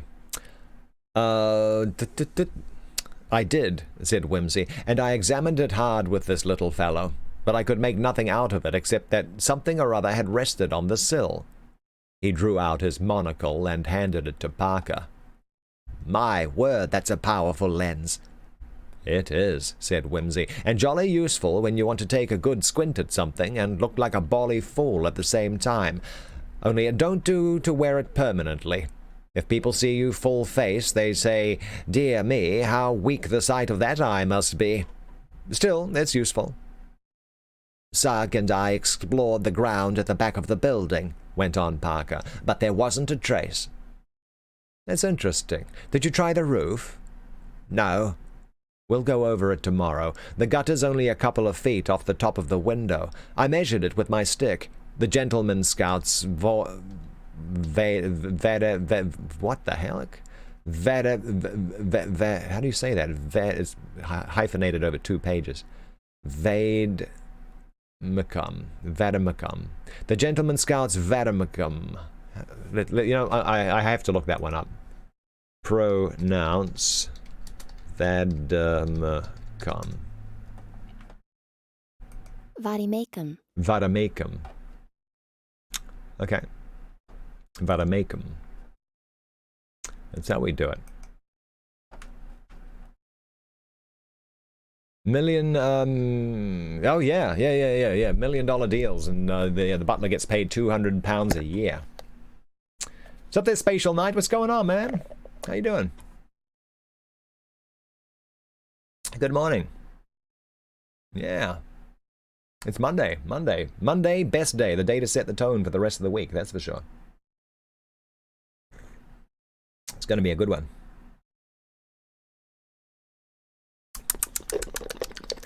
Okay. Okay. Okay, we'll go over it tomorrow. The gutter's only a couple of feet off the top of the window. I measured it with my stick. The Gentleman Scout's vademecum, I call it. It's marked off in inches. Uncommonly handy companion at times. There's a sword inside and a compass in the head. Got it made specially. Anything more? Afraid not. Let's hear your version, Whimsy. Well, I think you've got most of the points. There are just one or two little contradictions. For instance, here's a man wears expensive gold-rimmed pince-nez and has had them long enough to be mended twice, yet his teeth are not merely discolored but badly decayed, and look as if he had never cleaned them in his life. There are 4 molars missing on one side and 3 on the other, and one front tooth broken right across. He's a man careful of his personal appearance, as witness his hair and his hands. What do you say to that? Oh, those self-made men of low origin didn't think too much about teeth and are terrified of dentists. True, but one of the molars has a broken edge so rough that it had made a sore place on the tongue. Nothing's more painful. Do you mean to tell me a man would put up with that if he could afford to get the tooth filed? Well, people are queer. I've known servants endure agonies rather than step over a dentist's doormat. How did you see that, Whimsy? Had a look inside. Electric torch, said Lord Peter. Handy little gadget. Looks like a matchbox. Well, I dare say it's all right, but I just draw your attention to it. A second point. Gentleman with hair smellin' of Parma violet, and manicured hands, and all the rest of it. Never washes the inside of his ears. Full of wax. Nasty. You've got me there, Whimsy. I never noticed it. Still, old habits die hard. Right, put it down at that. A third point, gentleman with the manicure and the brilliantine and the rest of it suffers from fleas. By Jove, you're right, flea bites. It never occurred to me. No doubt about it, old son. The marks were faint and old, but unmistakable. Of course, now you mention it. Still, that might happen to anybody. I loosed a whopper in the best hotel in Lincoln the week before last. I hope it bit the next occupier. Oh, all these things might happen to anybody, separately. Fourth point, gentleman who uses Parma violet for his hair, etc., etc., washes his body in strong carbolic soap, so strong that the smell hangs about 24 hours later. Carbolic to get rid of the fleas. I will say that for you, Parker. You have an answer for everything. Fifth point. Carefully got-up gentleman with manicured, though masticated, fingernails, has filthy black toenails, which look as if they hadn't been cut for years. All of a piece with habits is indicated. Yes, I know, but such habits. Now, sixth and last point. This gentleman, with the intermittently gentlemanly habits, arrives in the middle of a pouring wet night, and apparently through the window, when he has already been 24 hours dead, and lies down quietly in Mr. Thipp's bath, unseasonably dressed in a pair of pince-nez. Not a hair on his head is ruffled. The hair has been cut so recently that there are quite a number of little short hairs stuck on his neck and the sides of the bath, and he has shaved so recently that there is a line of dried soap on his cheek. Whimsy. Wait a minute. And dried soap in his mouth. Bunter got up and appeared suddenly at the detective's elbow, the respectful manservant all over. "A little more brandy, sir," he murmured. "Whimsy," said Parker. "You are making me feel cold all over." He emptied his glass, stared at it as though he were surprised to find it empty, set it down, got up, walked across to the bookcase, turned round, stood with his back against it, and said, "Look here, Whimsy, you've been reading detective stories. You're talking nonsense." "No, I ain't," said Lord Peter, sleepily. "Uncommon good incident for a detective story, though, what? Bunter, we'll write one. and you shall illustrate it with photographs." "Soap and his rubbish," said Parker. "It was something else, some discoloration." "No," said Lord Peter. "There were hairs as well, bristly ones. He had a beard." He took his watch from his pocket and drew. Okay, that by the way, that is interesting. Yeah, he's okay. So it sounds like his Lord Peter's saying that there is evidence that the man in the bathtub used to have a beard and that had been suddenly shaved, because there's like evidence of like these little tiny whiskers all over the place. Now that is interesting because the missing financier, the I forgot his first name, Sir Reuben Levy, he had a beard, and the reason why Parker was who went in to identify the body said, "No, there's no way I could tell at a glance that it wasn't him because he didn't have a beard." And now Lord Peter's saying, well, you know, the body used to have a beard. So I don't know, maybe it is this missing financier after all, with the beard shaven off to disguise him. Oh yeah, definitely the business to have would be a brandy maker. Good lord, everyone was doing the brandy. What was it? There was like in the Sherlock Holmes stories, everyone has like dashes of brandy. Agatha Christie, everyone's doing the brandy. Just can't. It doesn't matter what's wrong with you. A little nip of brandy will fix you right on up. Man, you hate this little thing. You probably can't say it without getting told off. What little thing?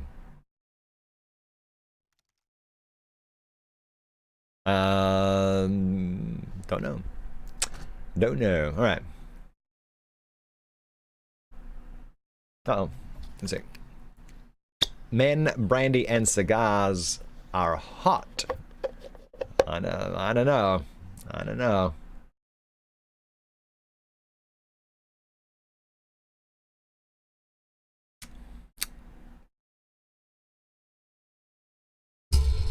There we go. Let's brandy is harsh. Well, yes, concentrated wine, really. You know. Bed bugs. You got bed bugs? That's no good. They were talking about bed bugs earlier in this book.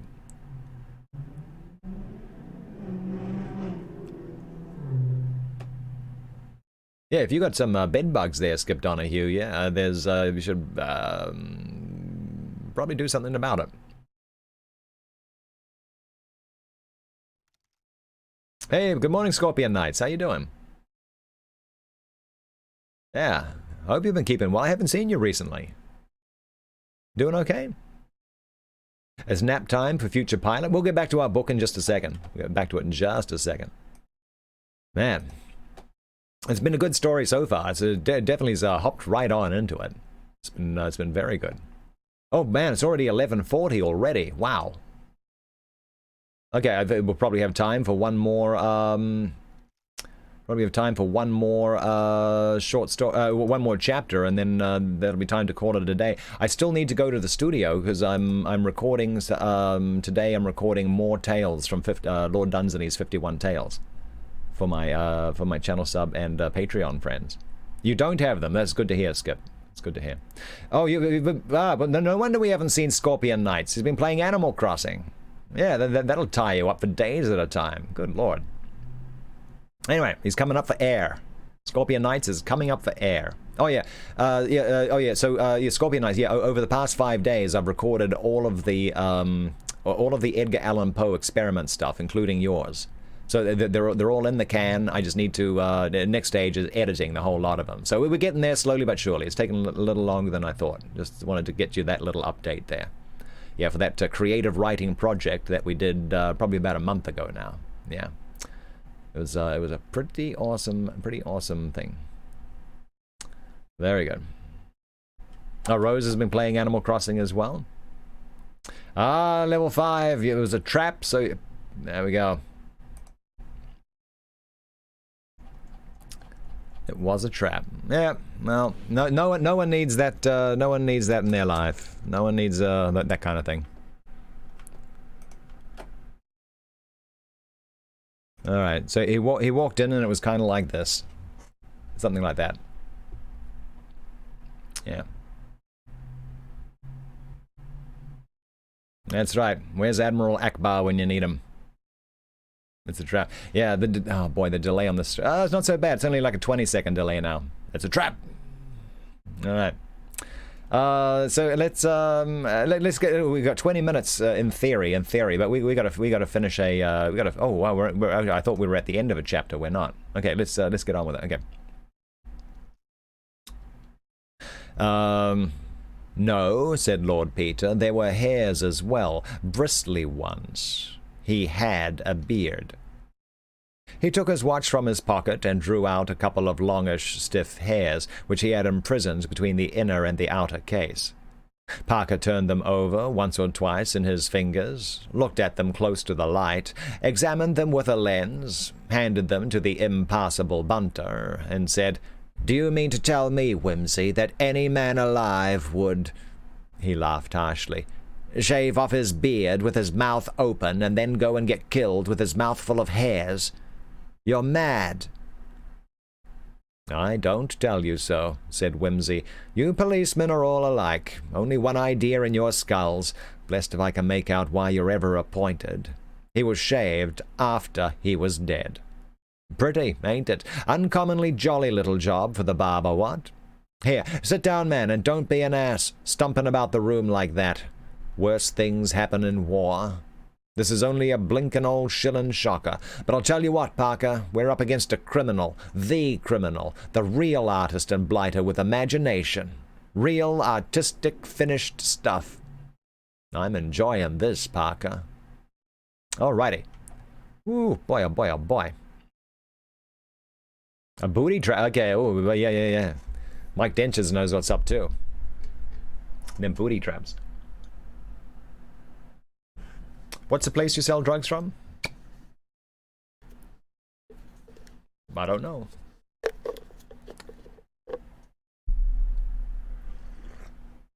Oh, Skip, why did you think Catbot would let you get away with that? Alright.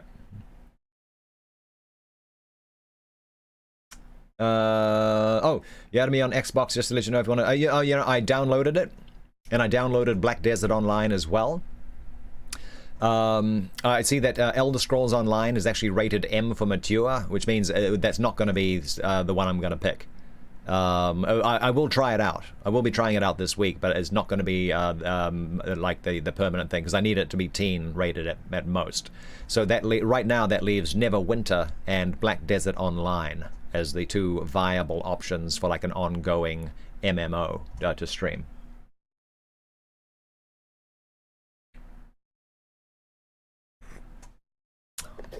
Yeah, it doesn't bother me that games are rated M for mature.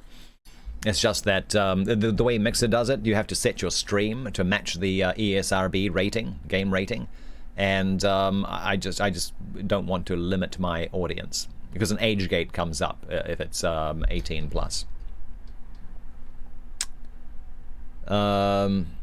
Oh yeah. Actually, yeah. I didn't realize that we were playing Phantasy Star Online too the other day. I didn't realize that well, one, that people could just automatically join your party and you wouldn't know about it.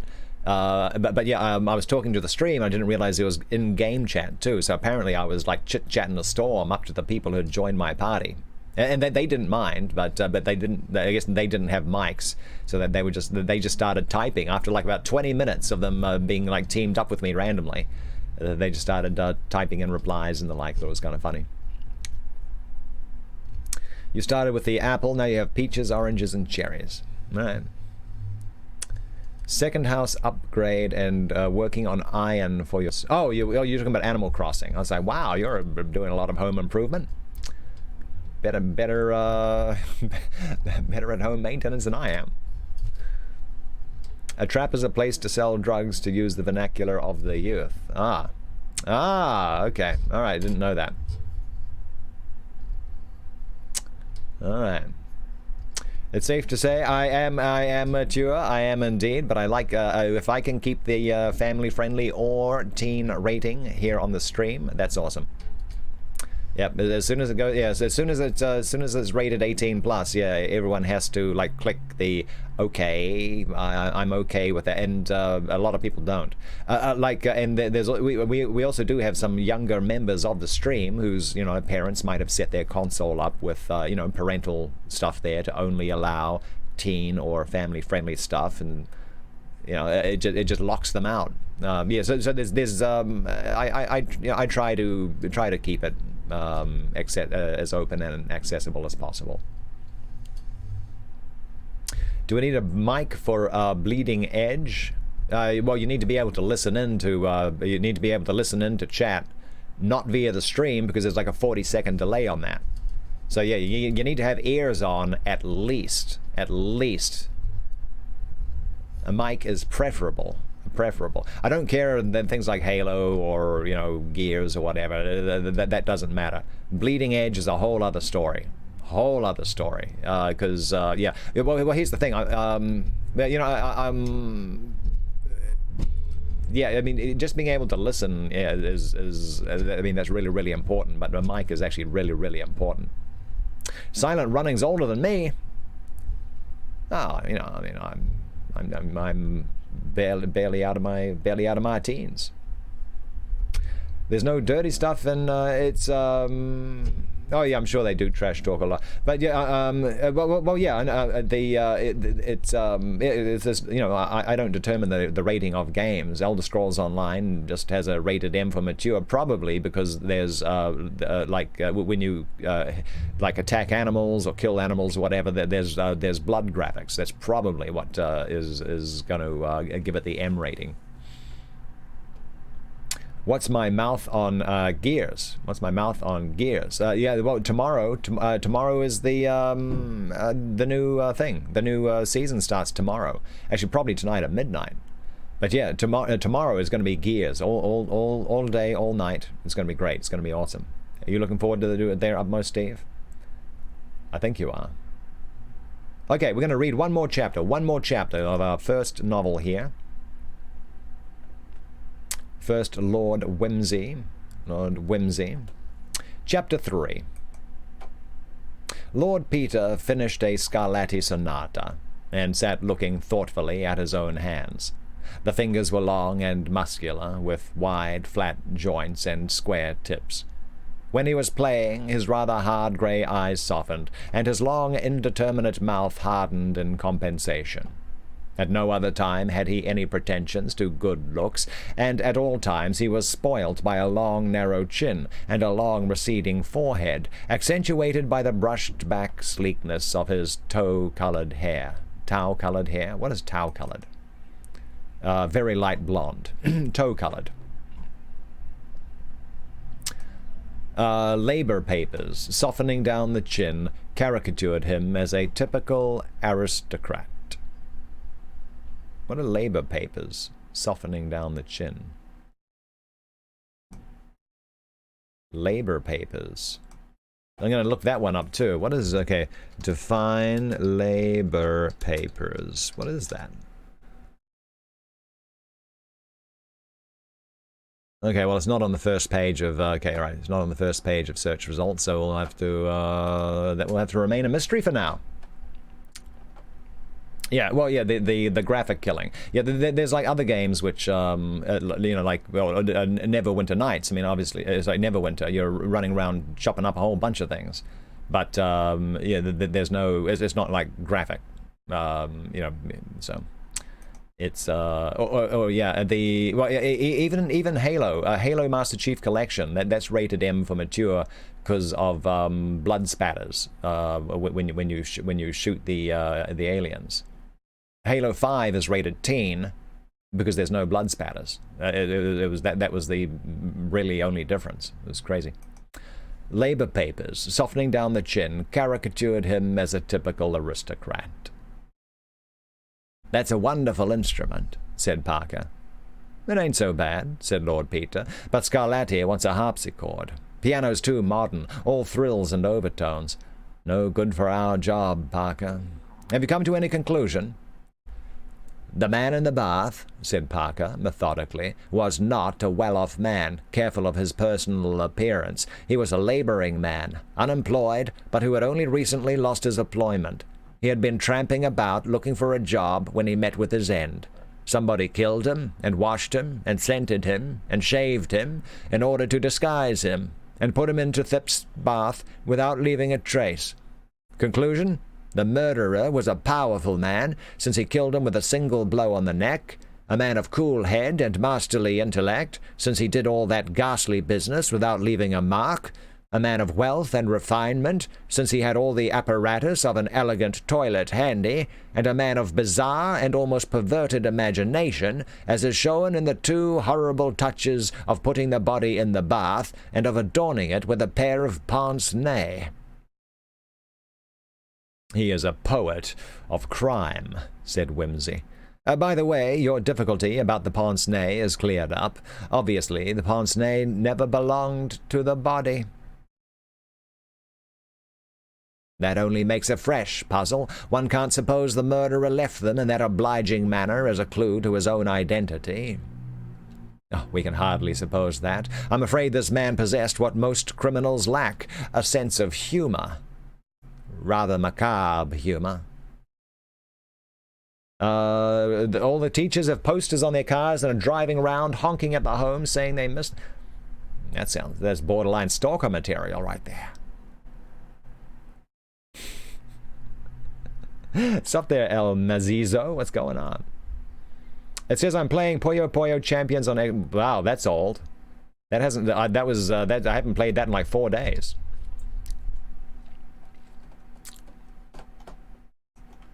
Alrighty, let's see. It says here... Well, okay, so yeah, I don't know. Xbox Live has been... it's been weird.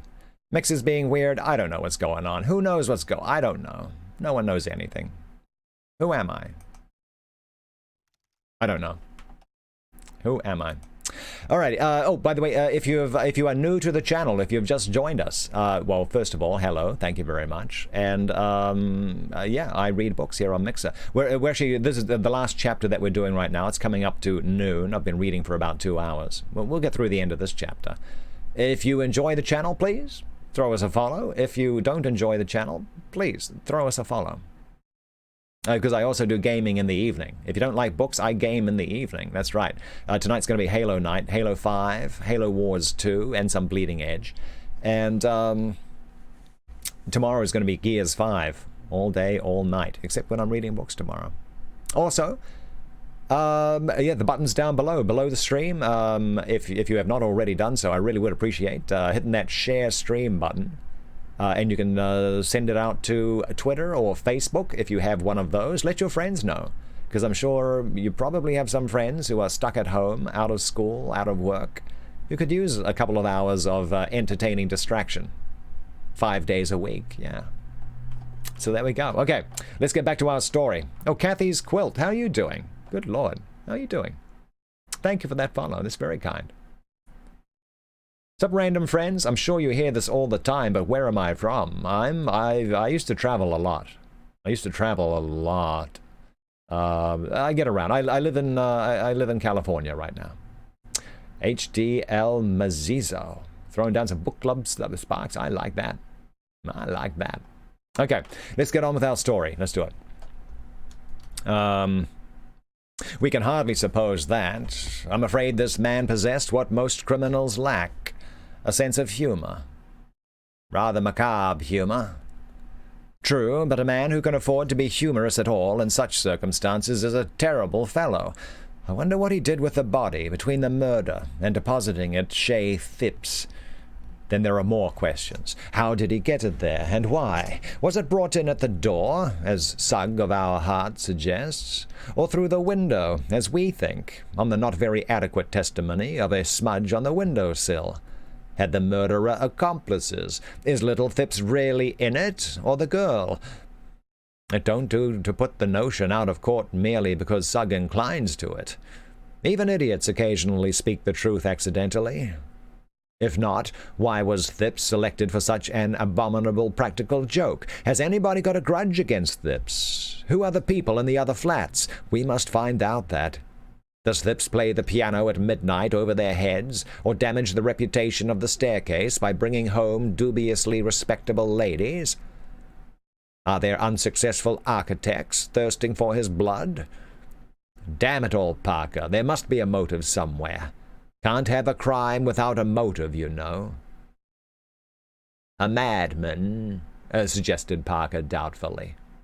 With a deuced lot of method in his madness, he hasn't made a mistake, not one, unless leaving hairs in the corpse's mouth can be called a mistake. Well, anyhow, it's not Levy. You're right there. I say, old thing, neither your man nor mine has left much clue to go upon, has he? And there don't seem to be any motives knocking about either, and we seem to be 2 suits of clothes short in last night's work. Sir Reuben makes tracks without so much as a fig leaf, and a mysterious individual turns up with a pince-nez, which is quite useless for purposes of decency. Dash it all. If only I had some good excuse for taking up this body case officially. The telephone bell rang. The silent Bunter, whom the other two had almost forgotten, padded across to it. "It's an elderly lady, my lord," he said. "I think she's deaf. I can't make her hear anything, but she's asking for your lordship." Lord Peter seized the receiver and yelled into it a "hello" that might have cracked the vulcanite. He listened for some minutes with an incredulous smile, which gradually broadened into a grin of delight. At length he screamed, all right," several times, and rang off. "By Jove," he announced, beaming. "Sporting old bird. It's old Mrs. Thipps. Deaf as a post. Never used the phone before, but determined. A perfect Napoleon. The incomparable Sugg has made a discovery and arrested little Thipps. Old lady abandoned in the flat. Thipps' last shriek to her, 'Tell Lord Peter Wimsey.' Old girl undaunted, wrestles with telephone book, wakes up the people at the exchange, won't take no for an answer, not being able to hear it. Gets through, says, will I do what I can, says she would feel safe in the hands of a real gentleman. Oh, Parker, I could kiss her, I really could, as Thipps would say. I'll write to her instead. No, hang it, Parker, we'll go round. Bunter, get your infernal machine and the magnesium. I say, we'll all go into partnership, pool the 2 cases, and work 'em out together.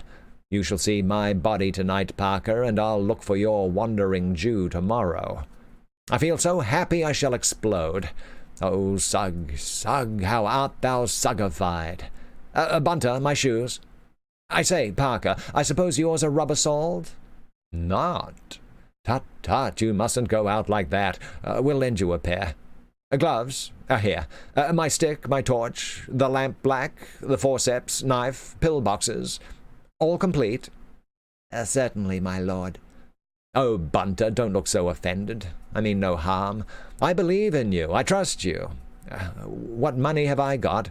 Oh, that'll do. I knew a man once, Parker, who let a world-famous poisoner slip through his fingers because the machine on the underground took nothing but pennies. There was a queue at the booking office, and the man at the barrier stopped him, and while they were arguing about accepting a £5 note, which was all he had, for a twopenny ride to Baker Street, the criminal had sprung into a circle train and was next heard of in Constantinople, disguised as an elderly Church of England clergyman, touring with his niece. Are we all ready? Go! They stepped out, Bunter carefully switching off the lights behind them. As they emerged into the gloom and gleam of Piccadilly, Wimsey stopped short with a little exclamation. "Wait a second," he said. "I've thought of something. If Sugg's there, he'll make trouble. I must short-circuit him." He ran back, and the other 2 men employed the few minutes of his absence in capturing a taxi. Inspector Sugg and a subordinate Kerberos were on guard at 59 Queen Caroline Mansions, and showed no disposition to admit unofficial inquirers. Parker, indeed, they could not easily turn away, but Lord Peter found himself confronted with a surly manner and what Lord Beaconsfield described as a masterly inactivity.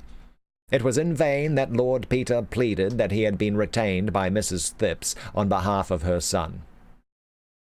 "Retained," said Inspector Sugg with a snort. "She'll be retained if she don't look out. I shouldn't wonder if she wasn't in it herself, only she's so deaf she's no good for anything at all." "Look here, Inspector," said Lord Peter, "what's the use of being so bally and obstructive? You'd much better let me in. You know, I'll get there in the end. Dash it all, it's not as if I was taking the bread out of your children's mouths. Nobody paid me for finding Lord Attenbury's emeralds for you." "It's my duty to keep out the public," said Inspector Sugg morosely, "and it's going to stay out." "I never said anything about your keeping out of the public," said Lord Peter, easily, sitting down on the staircase to thrash the matter out comfortably. "Though I've no doubt Pussyfoot's a good thing on principle, if not exaggerated. The golden mean, Sugg, as Aristotle says, keeps you from being a golden ass. Ever been a golden ass, Sugg? I have. It would take a whole rose garden to cure me, Sugg. You are my garden of beautiful roses, my own rose, my one rose, that's you."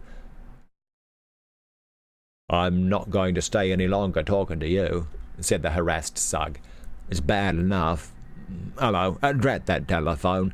Here, Cawthorne, go and see what it is, if that old catamaran will let you into the room. Shutting herself up there and screaming," said the inspector.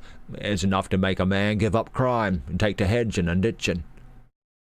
The constable came back. "It's from the yard, sir," he said, coughing apologetically. "The chief says every facility is to be given to Lord Peter Wimsey, sir. He stood apart non-committally, glazing his eyes. 5 aces, said Lord Peter cheerfully. "The chief's a dear friend of my mother's. No go, Sugg, it's no good bucking. You've got a full house. I'm going to make it a bit fuller." He walked in with his followers.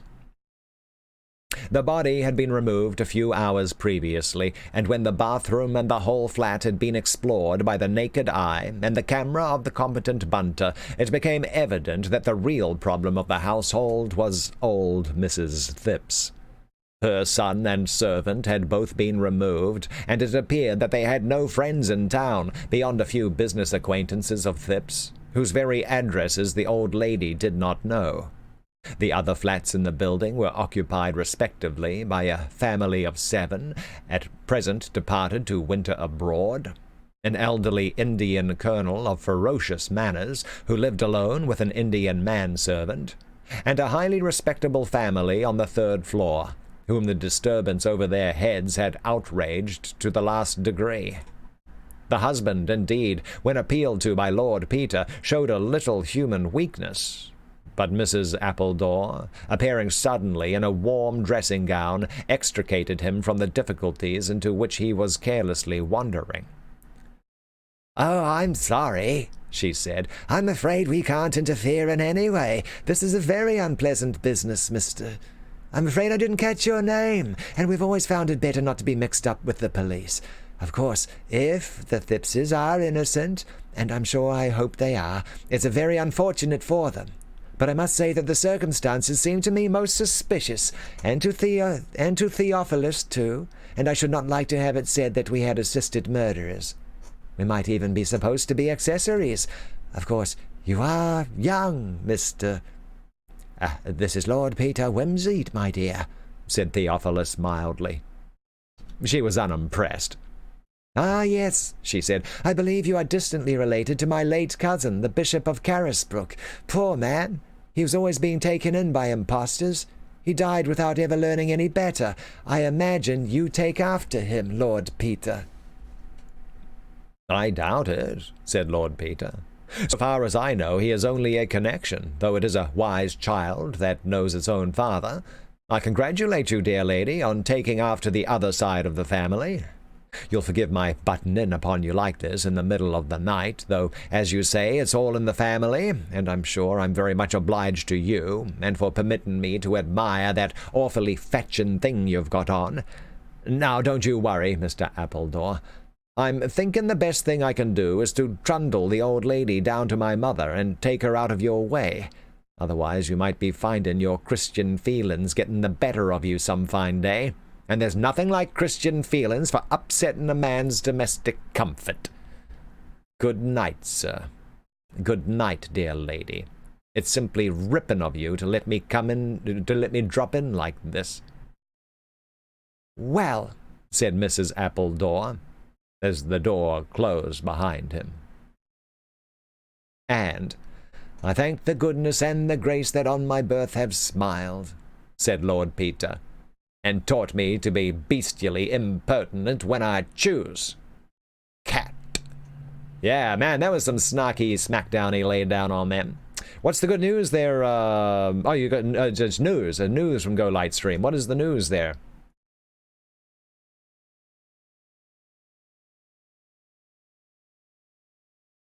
Ah.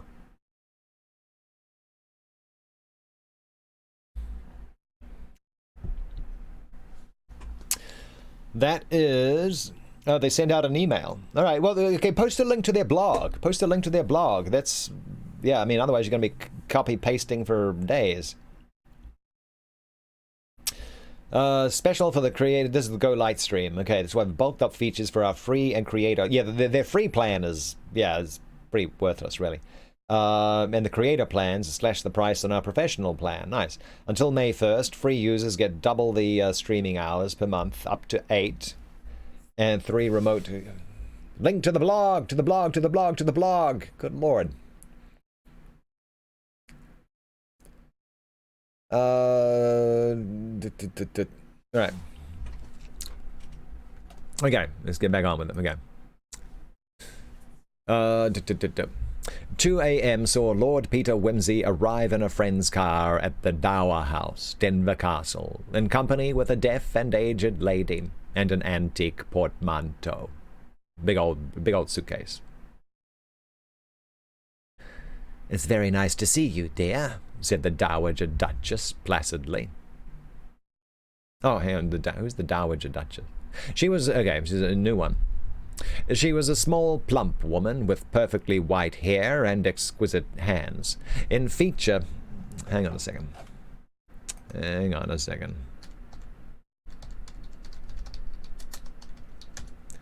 Ba-ba-bum. Ba-ba-bum. Ba-ba-dum.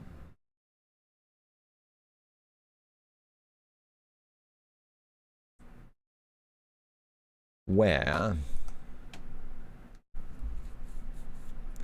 Ba-ba-bum. What is that? No.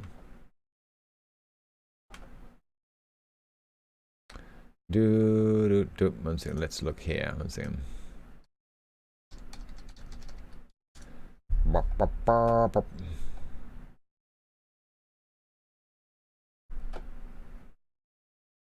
Where that?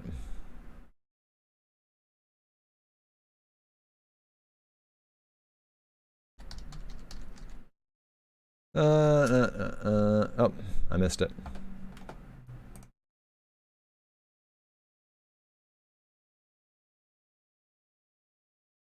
Where are we at? All right, okay, let's get back to it. One second.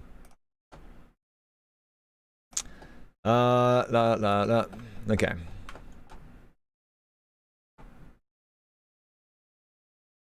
"It's very nice to see you, dear," said the Dowager Duchess placidly.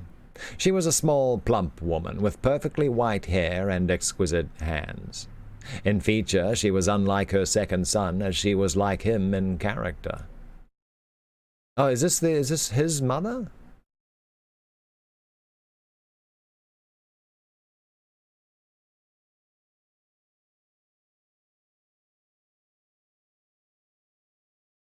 It is. This is the mother. Yeah. Okay. Oh boy. Okay. Yeah, so we had her earlier. Okay. There we go. Just got a little confused there for a minute. All right. So much stuff going on there. All right. "It's very nice to see you, dear," said the Dowager Duchess placidly. She was a small, plump woman with perfectly white hair and exquisite hands. In feature, she was as unlike her second son as she was like him in character. Her black eyes twinkled cheerfully, and her manners and movements were marked with a neat and rapid decision. She wore a charming wrap from Liberty's and sat watching Lord Peter eat cold beef and cheese, as though his arrival in such incongruous circumstances in company were the most ordinary event possible, which with him, indeed it was. "Have you got the old lady to bed?" Peter said. "Oh, yes, dear. Such a striking old person, isn't she? And very courageous. She tells me she's never been in a motor car before, but she thinks you a very nice lad, dear. That careful of her. You remind her of her own son. Poor little Mr. Phipps. Whatever made your friend the inspector think he could have murdered somebody?" "My friend the inspector? No more, thank you, Mother. Is determined to prove that the intrusive person in Thip's bath is Sir Reuben Levy, who disappeared mysteriously from his house last night. His line of reasoning is, we've lost a middle-aged gentleman without any clothes on in Park Lane. We've found a middle-aged gentleman without any clothes on in Battersea. Therefore, they're one and the same person, QED, and put little Thipps in quad." "You're very elliptical, dear," said the Duchess mildly. "Why should Mr. Thipps be arrested, even if they are the same?" "Sugg must arrest somebody," said Lord Peter. "But there is one odd little bit of evidence come out which goes a long way to support Sugg's theory, only that I know it to be no-go by the evidence of my own eyes. Last night, at about 9:15 p.m., a young woman was strolling up the Battersea Park Road for purposes best known to herself when she saw a gentleman in a fur coat and top hat sauntering along under an umbrella, looking at the names of all the streets. He looked a bit out of place, so, not being a shy girl, you see, she walked up to him and said good evening. 'Can you tell me, please,' says the mysterious stranger, 'whether this street leads into Prince of Wales Road?' She said it did, and further asked him, in a jocular manner, what he was doing with himself, and all the rest of it. Only she wasn't altogether so explicit about that part of the conversation, because she was unburdening her heart to Sugg, do you see? And he's paid by a grateful country to have very pure, high-minded ideals, what? Anyway, the old boy said he couldn't attend to her just then, as he had an appointment. 'I've got to go and see a man, my dear,' was how she said he put it. And he walked up on Alexandra Avenue towards Prince of Wales Road." She was staring after him, still rather surprised when she was joined by a friend of hers, who said, "It's no good wasting your time with him. That's Levy. I knew him when I lived in the West End, and the girls used to call him P. Green Incorruptible." Friend's name suppressed, owing to implications of story, but girl vouches for what was said. She thought no more about it till the milkman brought news this morning of the excitement at Queen Caroline Mansions. Then she went round, though not liking the police as a rule, and asked the man there whether the dead gentleman had a beard and glasses. Told he had glasses but no beard, she incautiously said, "Oh, then, it isn't him." And the man said, "Isn't who?" and collared her. That's her story. Sugg's delighted, of course, and quadded Thipps on the strength of it. "Dear me," said the Duchess. "I hope the poor girl won't get into trouble." "I shouldn't think so," said Lord Peter. Thipps is the one that's going to get it in the neck. Besides, he's done a silly thing. I got that out of Sugg, too, though he's sitting tight on that information. Seems Thipps got into a confusion about the train he took back from Manchester. Said first he got home at 10:30, then they pumped Gladys Horrocks, who let out that he wasn't back till after 11:45. Then Thipps, being asked to explain the discrepancy, stammers and bungles and says first that he missed the train. Then Suggs makes inquiries at St. Pancras and discovers that he left a bag in the cloakroom there at 10. Thipps, again, asked to explain, stammers worse and says he's walked about for a few hours, met a friend, can't say who, didn't meet a friend, can't say what he did with his time, can't explain why he didn't go back for his bag, can't say what time he did get in. Can't explain how he got a bruise on his forehead. In fact, can't explain himself at all. Gladys Horrocks interrogated again, says this time Phipps came in at 10:30, then admits she didn't hear him come in. Can't say why she didn't hear him come in. Can't say why she said first of all that she did hear him come in. Bursts into tears. Contradicts herself. Everybody's suspicion roused. Quad 'em both. "As you put it, dear," said the Duchess, "it all sounds very confusing and not quite respectable. Poor little Phipps would be terribly upset by anything that wasn't respectable." "I wonder what he did with himself," said Lord Peter thoughtfully. "I really don't think he was committing a murder. Besides, I believe the fellow has been dead a day or two, though it don't do to build too much on doctors' evidence. It's an entertaining little problem." "Very curious, dear, but so sad about poor Reuben. I must write a few lines to Lady Levy. I used to know her quite well, you know, dear, down in Hampshire when she was a girl. Christine Ford she was then, and I remember so well the trouble there was about her marrying a Jew. That was before he made his money, of course, in that oil business out in America. The family wanted her to marry Julian Frecker, who did so well afterwards and was connected with the family, but she fell in love with this Mr. Levy and eloped with him. He was very handsome then, you know, dear, in a foreign-looking way, but he hadn't any means, and the Fords didn't like his religion. Of course, we're all Jews nowadays, and they wouldn't have minded so much if he'd pretended to be something else, like that Mr. Simmons we met at Mrs. Porchester's, who always tells everybody that he got his nose in Italy at the Renaissance, and claims to be descended somehow or other from La Bella Simonetta. So foolish, you know, dear, as if anybody believed it.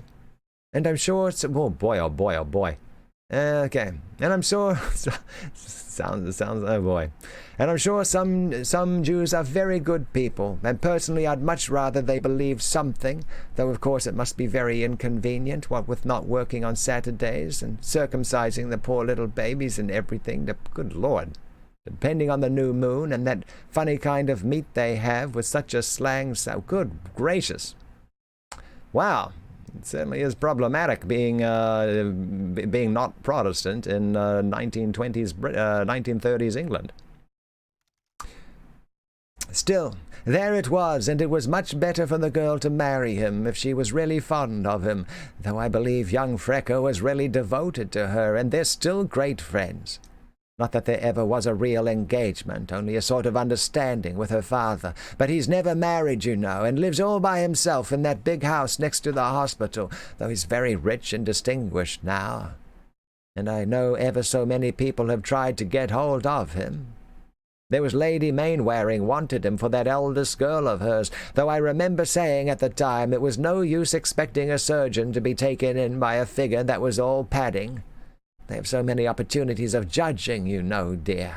Yeah, I know, Super Split P. Caught me by surprise.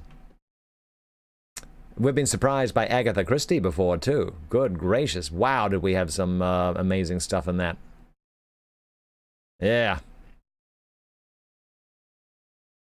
Lady Levy seems to have had the knack of making people devoted to her, said Peter. Look at the pea-green incorruptible Levy. That's quite true, dear. She was a most delightful girl, and they say her daughter is just like her. I rather lost sight of them when she married, and you know your father didn't care much about business people, but I know everybody always said they were a model couple. In fact, it was a proverb that Sir Reuben was as well loved at home as he was hated abroad. I don't mean in foreign countries, you know, just the proverbial way of putting things, like a saint abroad and a devil at home, only the other way on, reminding one of the Pilgrim's Progress. Yes, said Peter. I dare say the old man made one or two enemies. Dozens there. Such a dreadful place, the city, isn't it? Everybody Ishmaels together. Good Lord, though I don't suppose Sir Reuben would like to be called that, would he? Doesn't it mean illegitimate, or not a proper Jew, anyway? I always did get confused with those Old Testament characters. Lord Peter laughed and yawned. Yeah, that was Catbot. Catbot is quite aggressive here, Silent Running. Lord Catbot laughed and yawned. I think I'll turn in for an hour or two, he said. I must be back in town at 8. Parker's coming to breakfast. The Duchess looked at the clock, which marked 5 minutes to 3. I'll send up your breakfast at 6:30, dear, she said. I hope you'll find everything all right. I told them just to slip a hot water bottle in. Those linen sheets are so chilly. You can put it out if it's in your way. That's his mother. Yeah, so that was, man, oh man, oh man. Yeah, the perils of cold reading. Yes. The perils of cold reading. Alrighty. Well, luckily, I tell you what, we're still a step up from Agatha Christie, because no one has started dropping N-bombs yet. That is, boy, oh boy. You know what, actually, I'm just going to do a quick, we're on chapter 4, 1 second. Okay, and no matches for the N-bomb in this book at least. Okay. We count our blessings where we can find them. Oh, no, we did. I just had to turn it over like this and put in lots of substitutions. There was, the Agatha Christie one, yeah. Yeah, we did. Yeah, it was like 3 pages, just like they were talking to, yeah, just out of the blue, they started talking to the maid, and the maid's just like, yeah, you'd think there was, yeah, I don't know, it was just nuts. It was nuts. Yeah, it can be. But yeah, I was not quite ready for that. Yeah. The viciousness of British humor, indeed. Yeah. So yeah. Anyway, so it was kind of weird actually. We were playing that game Astrolabe last night, and they were not only had medical problems in it, which you were supposed to try and figure out by consulting the stars and constellations in the zodiac. Very scientific. But there were also like a whole bunch of ethical problems in there as well. Such as if you were Catholic, how to get by in England, where everyone was like by law, required to adhere to the Protestant faith, or else you could be a recusant, in which case you were going to be in a great deal of trouble with the government for not adhering to the official state religion. So yeah, that was kind of interesting, trying to like figure out the people's messes, how to find some workarounds and the like for that. Alrighty. Tillable Cat 8011 sent 50 embers with the message, Chibi Mage, fingers crossed. Fingers crossed indeed, indeed, that, yeah. Yeah, fingers crossed. That's what they had to do. Yeah, they had to promise that you were a good Protestant, but sit in the back of the church so no one could see you holding your fingers crossed behind your back. Yeah, that was actually a pretty fun game.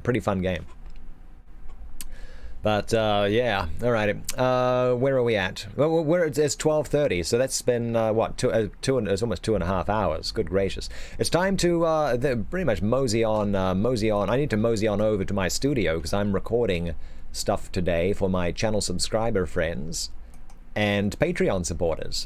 Some more Lord Dunsany's 51 Tales. Got to get a few more of those in the can. I have a lot of editing to do as well for the Edgar Allan Poe experiment. I've recorded all of those. That was a great creative writing project. That was a lot of fun. So thank you. Well, thank you for the new embers today. Thank you for the channel sub today. Where's my channel sub button gone? It's gone. It's vanished. Where'd it go? I don't know what's going on. Who knows? I don't know how my stream works. Where's this? There's the goal button. It should be showing, but it's not showing up. Is Streamlabs down now?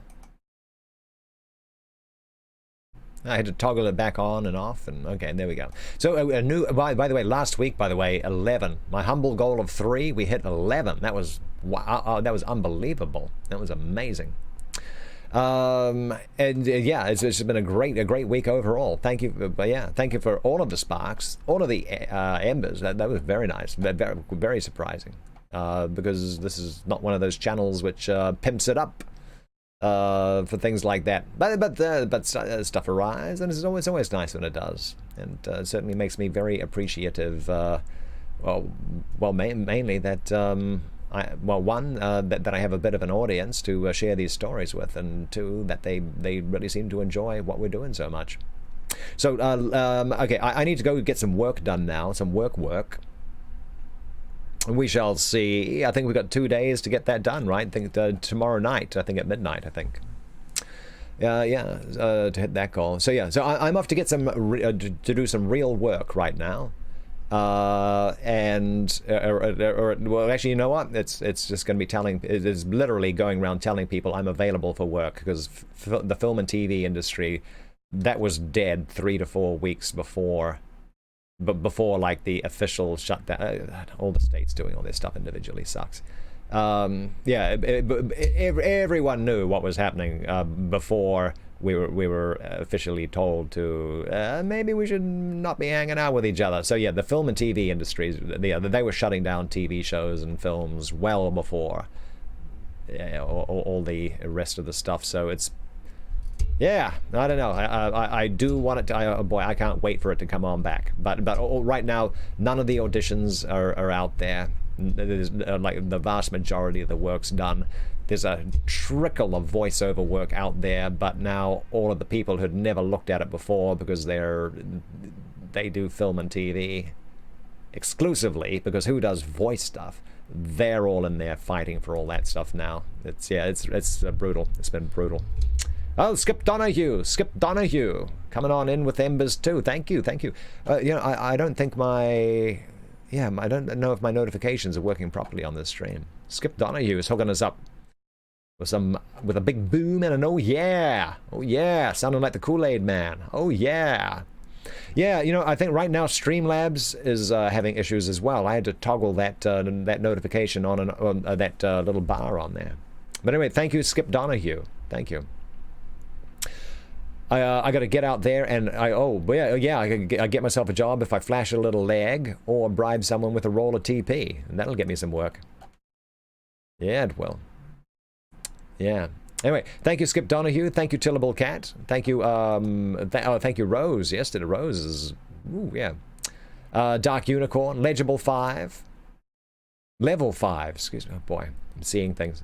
Tillable Cat, SoCal Aussie, of course, Dougie Fresh, Bullet Kenny, Dr. Eye Hacker. That was hilarious yesterday. All the little 10 embers rolling in, 10 of them in a row. Earthling, Skip Donahue, thank you all. Also, Shadowtronics was throwing in some just straight up Hypnocat. That Hypnocat is out of control. Oh wow, Skip Donahue is way at the top of the message list there. Yeah, getting in some good chat. The Restream bot has not been working, only had one thing to say. Shadowtronics, Lady Death, thank you both for being here. Look at them. Today, Tillable Cat and Skip Donahue, thank you for those embers there. Look at that. More sparks. It's good. I want to see what the stickers are. The stickers are lots of book club stickers like that. How'd the fox get up there? King Carrington and the I need to get back to Jer Henning actually, and actually, and that's who we're going to pass our stream to. And we've got a couple of new follows too, El Mazio and Kathy's Quilt Studio. I wonder if they stream art stuff, and a lot of those as well. Thank you for also, by the way, for all the Twitter retweets. And I'm not sure if anyone's popped by the what do you call it? The Facebook thing either. I do have a Facebook, but it doesn't really see a lot of action. Let me just I'm just going to post the link right there in chat. I don't know who uses Facebook these days, but I've started to. I'm trying to make it a point to use it there. If anyone wants to give me a follow there or Instagram, that's where we're at. Chris Alberti likes the Who's Body novel so far. Yeah, it's been pretty good. been very... Oh, yeah. Snap into a Slim Jim. The Slim Jims. Good lord. I lost my train of thought. What was I saying? It was... Oh, yeah. Oh, sorry. No, I just wanted to leave a quick word for my Twitch and YouTube friends. Our main stream is over here on Mixer, mixer.com/CarringtonTV. But for the next couple of weeks, until everything blows over, I'm going to be restreaming over to YouTube and Twitch, because I'm sure there's a couple of people over there who could use some entertaining distraction while they're all stuck at home. Okay, so I'm going to be off to work right now, looking for work. Later tonight, I'll be back about 7 p.m. Pacific. We're going to be doing Halo Wars 2. We're going to be doing some Halo 5. We're going to be doing some Bleeding Edge. If you want more info on that, come join the Xbox Club. I'm going to be posting some info in there in about 10 minutes. But you can probably ask about it too in Discord if you want, because we've got that thing going on there. But that's it. That's all they wrote. And because there's like a 20-second delay, I'm just going to stare into the stream for 20-odd seconds. Here's my little monitor. Let me just unmute this little monitor here. 1 second. Second delay, I'm just going to stare. Okay, here we go. For 20-odd seconds. Good day. Here's my little monitor. Just unmute this little monitor here. 1 second. Second delay, I'm just going to stare. Okay, here we go.